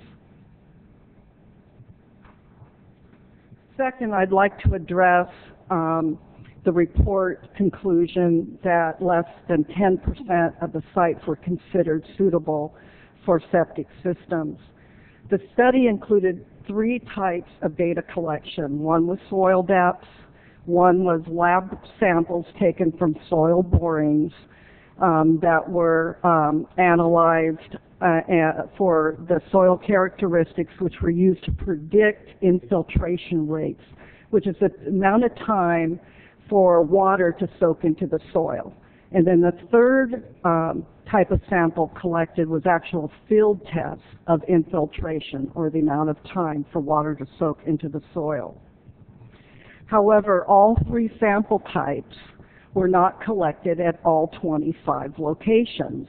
They saved money by collecting soils, the deep borings at 18 of the locations, and they didn't collect lab samples at all of the locations.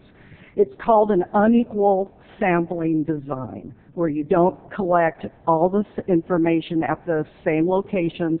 That's okay, as long as you consider all of the information representative and you evaluate it like a weight of evidence, where if you're missing information of one type at a location, you consider that location when you evaluate other locations with a similar geology. It's a way to save money when you have limited funds for sampling.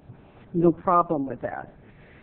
However, the report did not evaluate all the data when it made its statement that less than 10% were suitable for septic systems. Instead, it selectively screened out data that was missing a sample. If a soil depth wasn't collected or a lab sample wasn't collected, and there were 32% of the locations that didn't have one type of sample or another, that was just thrown out. That was part of that 90% of the locations considered unsuitable. So I would like to just show this graphic. This is a map from the study that shows the locations where they did, the 25 locations where they did all the sampling. And I've put triangles, this one here and this one here, that shows the two locations that they considered suitable by very narrow screening criteria. In contrast, this figure shows all the collected data. And, excuse me, what you see are three different types of symbols on this figure. Okay, so you've got blue circles, red squares, and green triangles. So everywhere you see a blue circle, a square, and a triangle, those were passing the county requirements for soil depth, that's the green triangles, the field infiltration test, that was a square, or the lab infiltration test. So you can see that this... Well, before you move on, I just one quick question. Yeah. The heavy black lines, what do those denote? Those represent the different geologic units. And so you can see on here, for instance, KGD, that's the Cretaceous granodiorite geologic unit.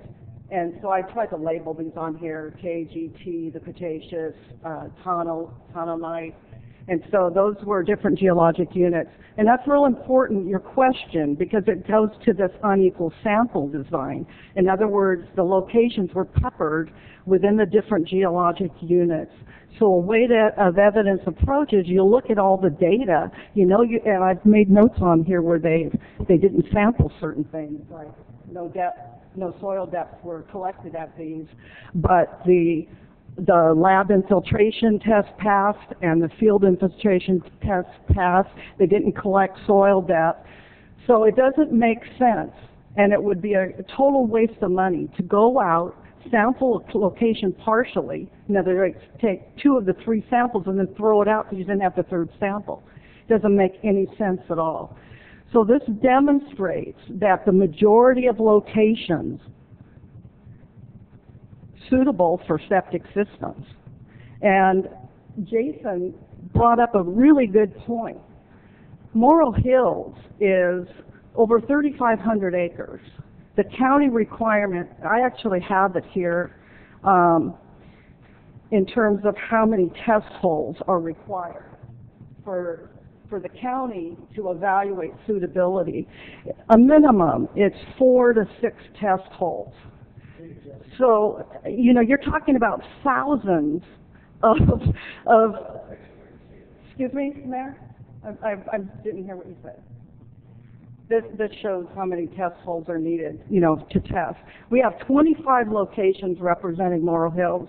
Most of the data shows from one sample to another type suitability for septic systems, and the conclusions in the report, besides reporting errors, are just gross inaccuracies of how to present the information that they collected. And so, I talked to the county. I called the county that permits septic systems, and I talked to them about some of my concerns, with the report. And I said, hey, do you have a list of consultants that are approved to do these type of studies? And I talked to the head guy, and he said, yes, I do. And he sent me, a copy of that list. And the county requires that when you do percolation testing, you have to follow their procedures. because they've had a lot of problems with consultants doing inconsistent testing. They want it to be standardized because it's a big deal for permitting septic systems. The project engineer and geologist that stamped the report are not on the county's list. Doesn't mean that they're not qualified in their field. It just means that they haven't undergone the training that the county does of their procedures and their reporting procedures and their method procedures in the field. I've talked about two of the key flaws here, but I have to tell you, the reason the review took so long is that virtually everything that was looked at had problems, either detection of inconsistencies with the field methods among the locations, as well as the county procedures, not reporting the data correctly in their tables when you went and compared it to what was in the data appendices. And what you have in front of, I mean, it's all correctable if you went back to the consultant, but what you have at hand right now is a report that's technically inaccurate. Okay. And the real concern here is if you put it in as an appendix to the wastewater master plan, it could be used inappropriately. It could be used by a developer to maybe encourage them to seek a variance with the policies that Kim mentioned that protect agricultural ongoing operations in the neighborhood and, the future character of Morrill Hills. So I would just respectfully request that you do not include it. I hope that this has been informative for Jason and hopefully go back to the consultant to, revise the report or else just, put it on your shelf. Thank you very much. Thank you. Ms. Green. Thank you. Well, I'm actually more inclined to not spending more money on this study. So, and rather, direction what I would be giving would be to not include it in the appendix. But at this point, what I would like to say is that, and I thank you so much, Kim, for being here. Beach House Winery. Yes. I'd like to, I feel like this kind of had us going in a direction that didn't take into consideration what's really happening in South Morrill Hills with Beach House Winery and all the wonderful things that are happening. I'd like to us to consider going in a different direction, and that is supporting and maintaining ag uses and the character as part of the city's long-term economic sustainability. So how can we help ensure continued economic viability? I mean, that's the question, right? How do we make ag viable, economically viable, and maintain that sustainability for the city? I mean, it's real important for Oceanside to continue to have this mixed economy. We've been so blessed to have these farms in Oceanside. I still run into people who don't realize that we have the largest farms in the county right here in Oceanside, in South Morrill Hills. So what I'd like to do is, and this would be my motion, Mr. Mayor, is that we direct staff that we hire a consultant to assist staff and the council in ensuring the economic viability of South Morrill Hills, working with that community. So we're talking about agritourism, and basically that kind of thing. And just everything that the Murrays are doing and with their Beach House Winery and with everything else that's happening. And also direction would be that we not include the LGC study in our master plan. That would be my motion. Thank you very much. We take a break. I have some break again, and we get right back to this. Thank you very much.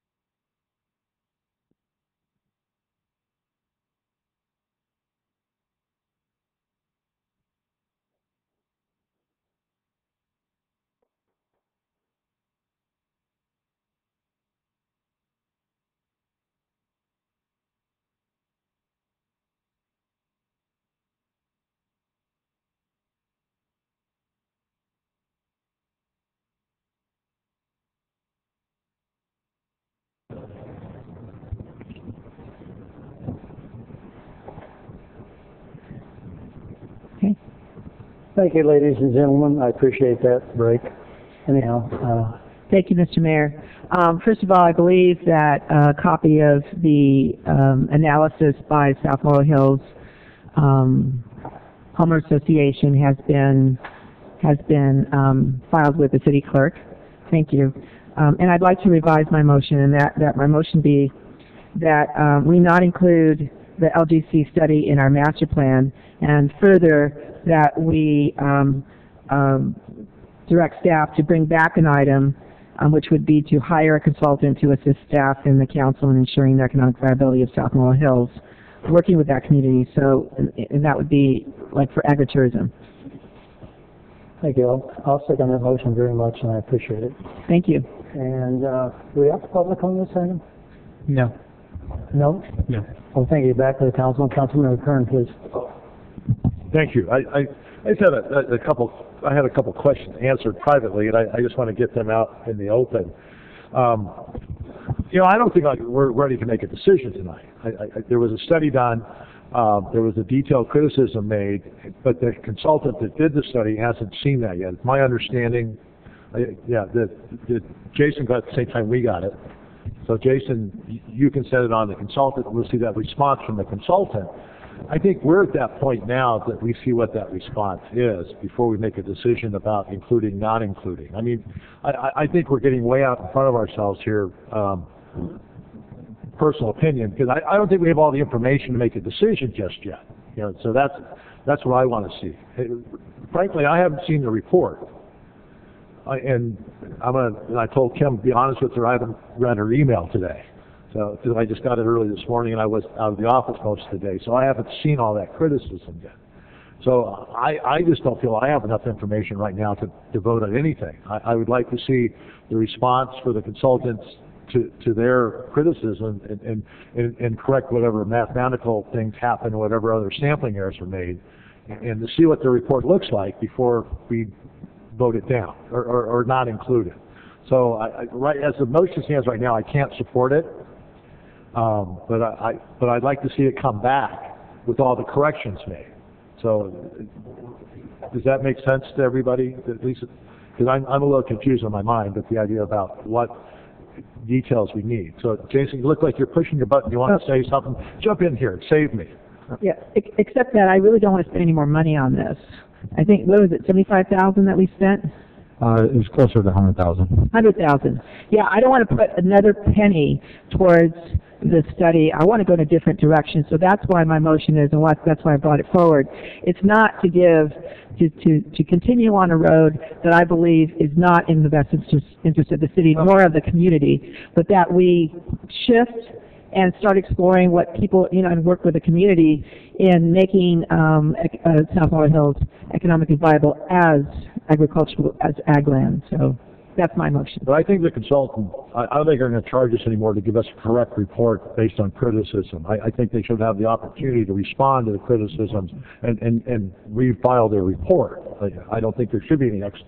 I agree, there shouldn't be any extra cost at that point. I think they should be able to do that and actually give us a good report. I want to make the best decision based on the best information. And it sounds like we don't have the best information just yet. And so we're getting there, and so that's why I can't support it right now, have it brought back with a corrected report, because I haven't read the flawed report, or, in quotes, yet. So I'd like to see that before I make any decision. So I can't support it right now. Not to say I won't support it in the future once I have the correct information. Thank you. Councilman Feller, please. Thank you. I'm thinking much along the same line. I believe that we're entitled to answer from this consultant if he was in error, so grievously in error. We should be asking for our money back or something, if that's the case. We heard we're violating rules. Would that be part of what you bring back? Because I know you're not out there trying to violate rules. Yeah, the intent was and has always been just to evaluate the soil types that are out there. And we work closely with the Morro Hills Association and the farmers out there. So, and that never, I don't believe, ever ended. And so I just wish I would have gotten, these comments so I could take them back to the consultant, because it should not. If there is inaccuracies in the report, the consultant will repair those and make it correct. But it will not cost the city or the department any additional money, because the report at the end of the day needs to be accurate. Thank you. There's a question that occurs to me is we have a zoning ordinance out there right now that says one house for every half acre, or 2.5 acres. 2.5 acre. Yeah, 2.5 acres. And so how many more homes could be built out there? That's a tough guesstimate to make, because you have open space requirements and you have streets and everything that takes up of those 3,500 acres. I think we roughly determined somewhere between 900 to 1,000 dwelling units based on the 2.5 acre minimum requirement. But at the end of the day, that was irrelevant to the report and the study being done. We were just trying to determine what type of soil classifications and characteristics do we have for the Morro Hills area. And the zoning is something that's completely out of, and restrictions. I realize that. Yeah. That's, I think, what is if we end up with, and I hear we would like to have a study on agritourism out there. I think we need to include how do they dispose of their waste as well. I mean, those are the kinds of things that a consultant should be looking into. I would think that if you had places like they have in Temecula, is that where the wine country is? Yeah.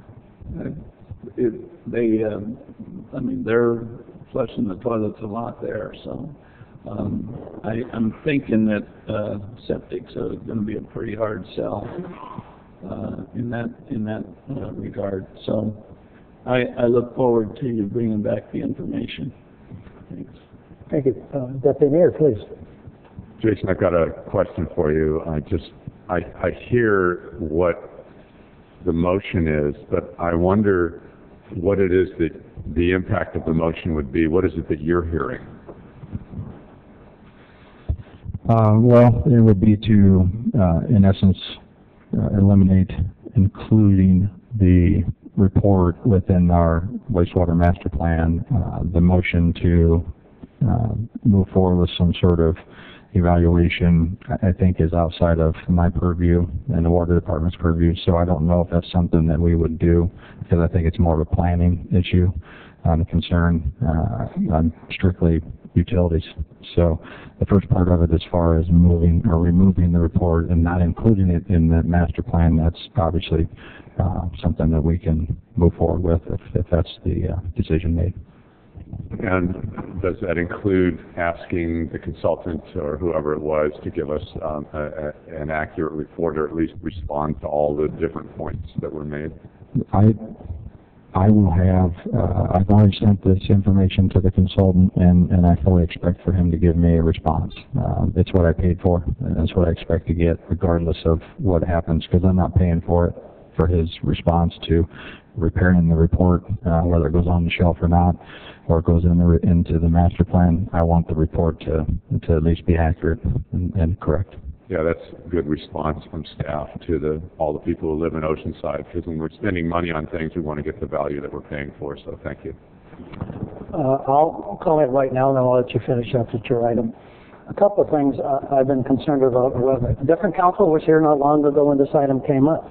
I was always concerned at the time that we had the city doing a study that the developer should be doing. Right. And we paid for it. And I was very upset at the time, but I'm on the 2 side of the 3-2 vote. And here we are now, not only that we paid for this, and the developer usually comes and says, I want to do this to the city at this location, and we tell him what he needs to do and whatever. You know, another 1,000 homes or something's going to change my water and my utilities and my wastewater and what we have to add on for millions for all the other citizens on Oceanside. So I was very upset about it, concerned that we're doing this, the cart in front of the horse type thing. So here we are now having a flawed thing that citizens of Oceanside paid for, where we probably should have never done that. Well, I didn't vote for it. I know Ms. Sanchez didn't vote for it, but here we are. I think it's a classic example where we got ahead of ourselves and the council majority did that. I'm concerned about, and here we are now spending almost $100,000 on something that we should never done, and now it's potentially flawed. And I have to respond back to the citizens of Oceanside on what took place out there. That particular neighborhood is a Williamson Agricultural Act out there. It's a unique place in its own. As for the septic or whatever, there's no way you can put high-density homes out there unless we go to sewer. That's what the study was all about. Not for the city, but developers to put sewer in there and more roads.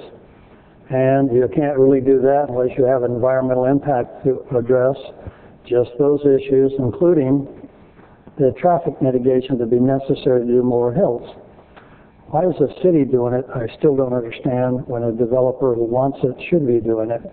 So that adding to the thing what Councilwoman Sanchez said is, I don't want to spend any money on this either because that's not where it's going to. Do we change the council majority? Yes, at the vote of the citizens.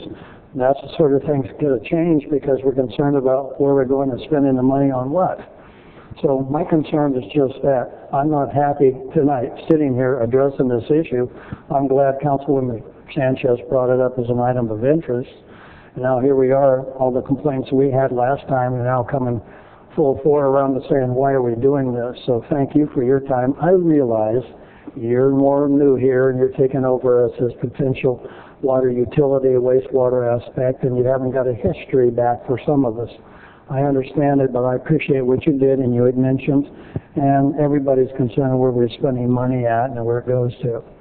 I know they'd like to have high-density homes out there, and I understand that, but that means environmental, traffic mitigation, all the other things that the city shouldn't be doing, the developer should. So thank you very much for your input tonight, too, and thank you for bringing it forward, Councilwoman Sanchez. With that, you want to go forward and get your item, you can close. Thank you, Mr. Mayor. Well, when this item came forward, the South Laurel Hills Homeowner Association was against this study, as were the mayor and I. And the biggest problem here is that there has never been any collection of fees by developers in that area to eventually build a sewer to do the hookup. There is no money for that. There would have to be a sewage treatment plant built out there, which would cost the ratepayers to double the bills, probably more than double the bills. Now, when the land was zoned agriculture, it was like in the 30s or 40s, all of the farmers bought the land zoned agricultural, with Plan B being, if you wanted to subdivide, you can do it no less than 2.5 acre lots. It doesn't guarantee that you can have a home on 2.5 acre lots because there is no sewage, there are no sewer facilities, there's no water facilities. You know, bottom line is these are farms. So, so there are no roads. So, this study was really envisioning an urbanization of our ag lands. And my motion is basically, let's stop that direction. Let's appreciate what we have, and let's see what we can do to maintain its viability. You know, I think that's where what we need to do is step up to the plate and say, we've got to partner and somehow help the farmers and everybody out there in South Laurel Hills to maintain this as part of the city's sustainability, long-term sustainability. So there's a request from the South Laurel Hills Association that we not include this study as part of the master plan. That is my motion, right? And I'm continuing to go with that motion, and I don't believe that anything that the study has to say has any place in our master plan. No place.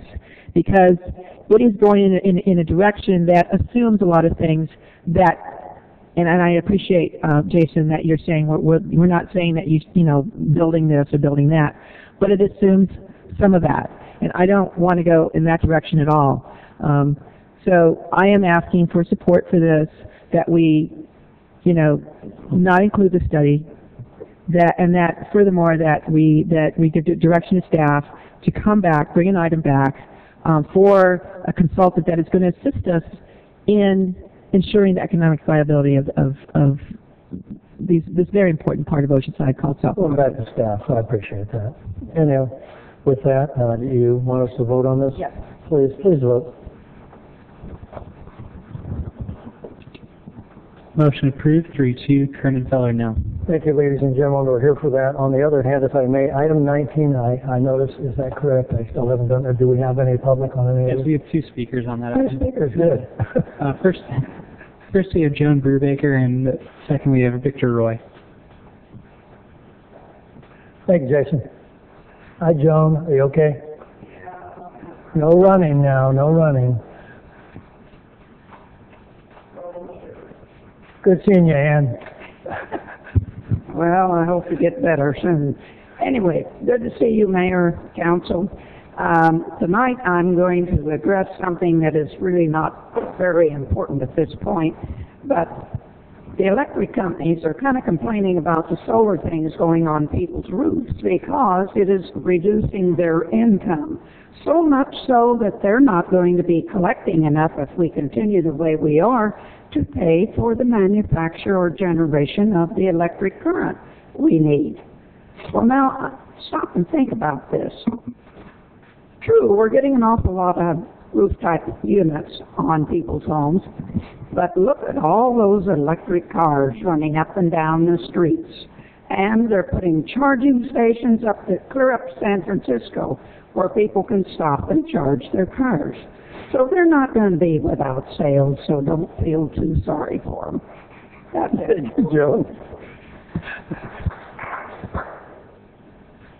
Victor. Victor, get the mic up. Victor Roy, Rancho San Luis Rey, a volunteer member of Action, Alliance of Citizens to Improve Oceanside Neighborhoods, member and volunteer of Golden State Manufactured Homeowners League. Good evening, Honorable Mayor Wood, Deputy Mayor Lowry, and Honorable Council members Kern, Sanchez, and Feller. I'm here to acknowledge and give thanks to the following people and companies for their kind assistance and generosity.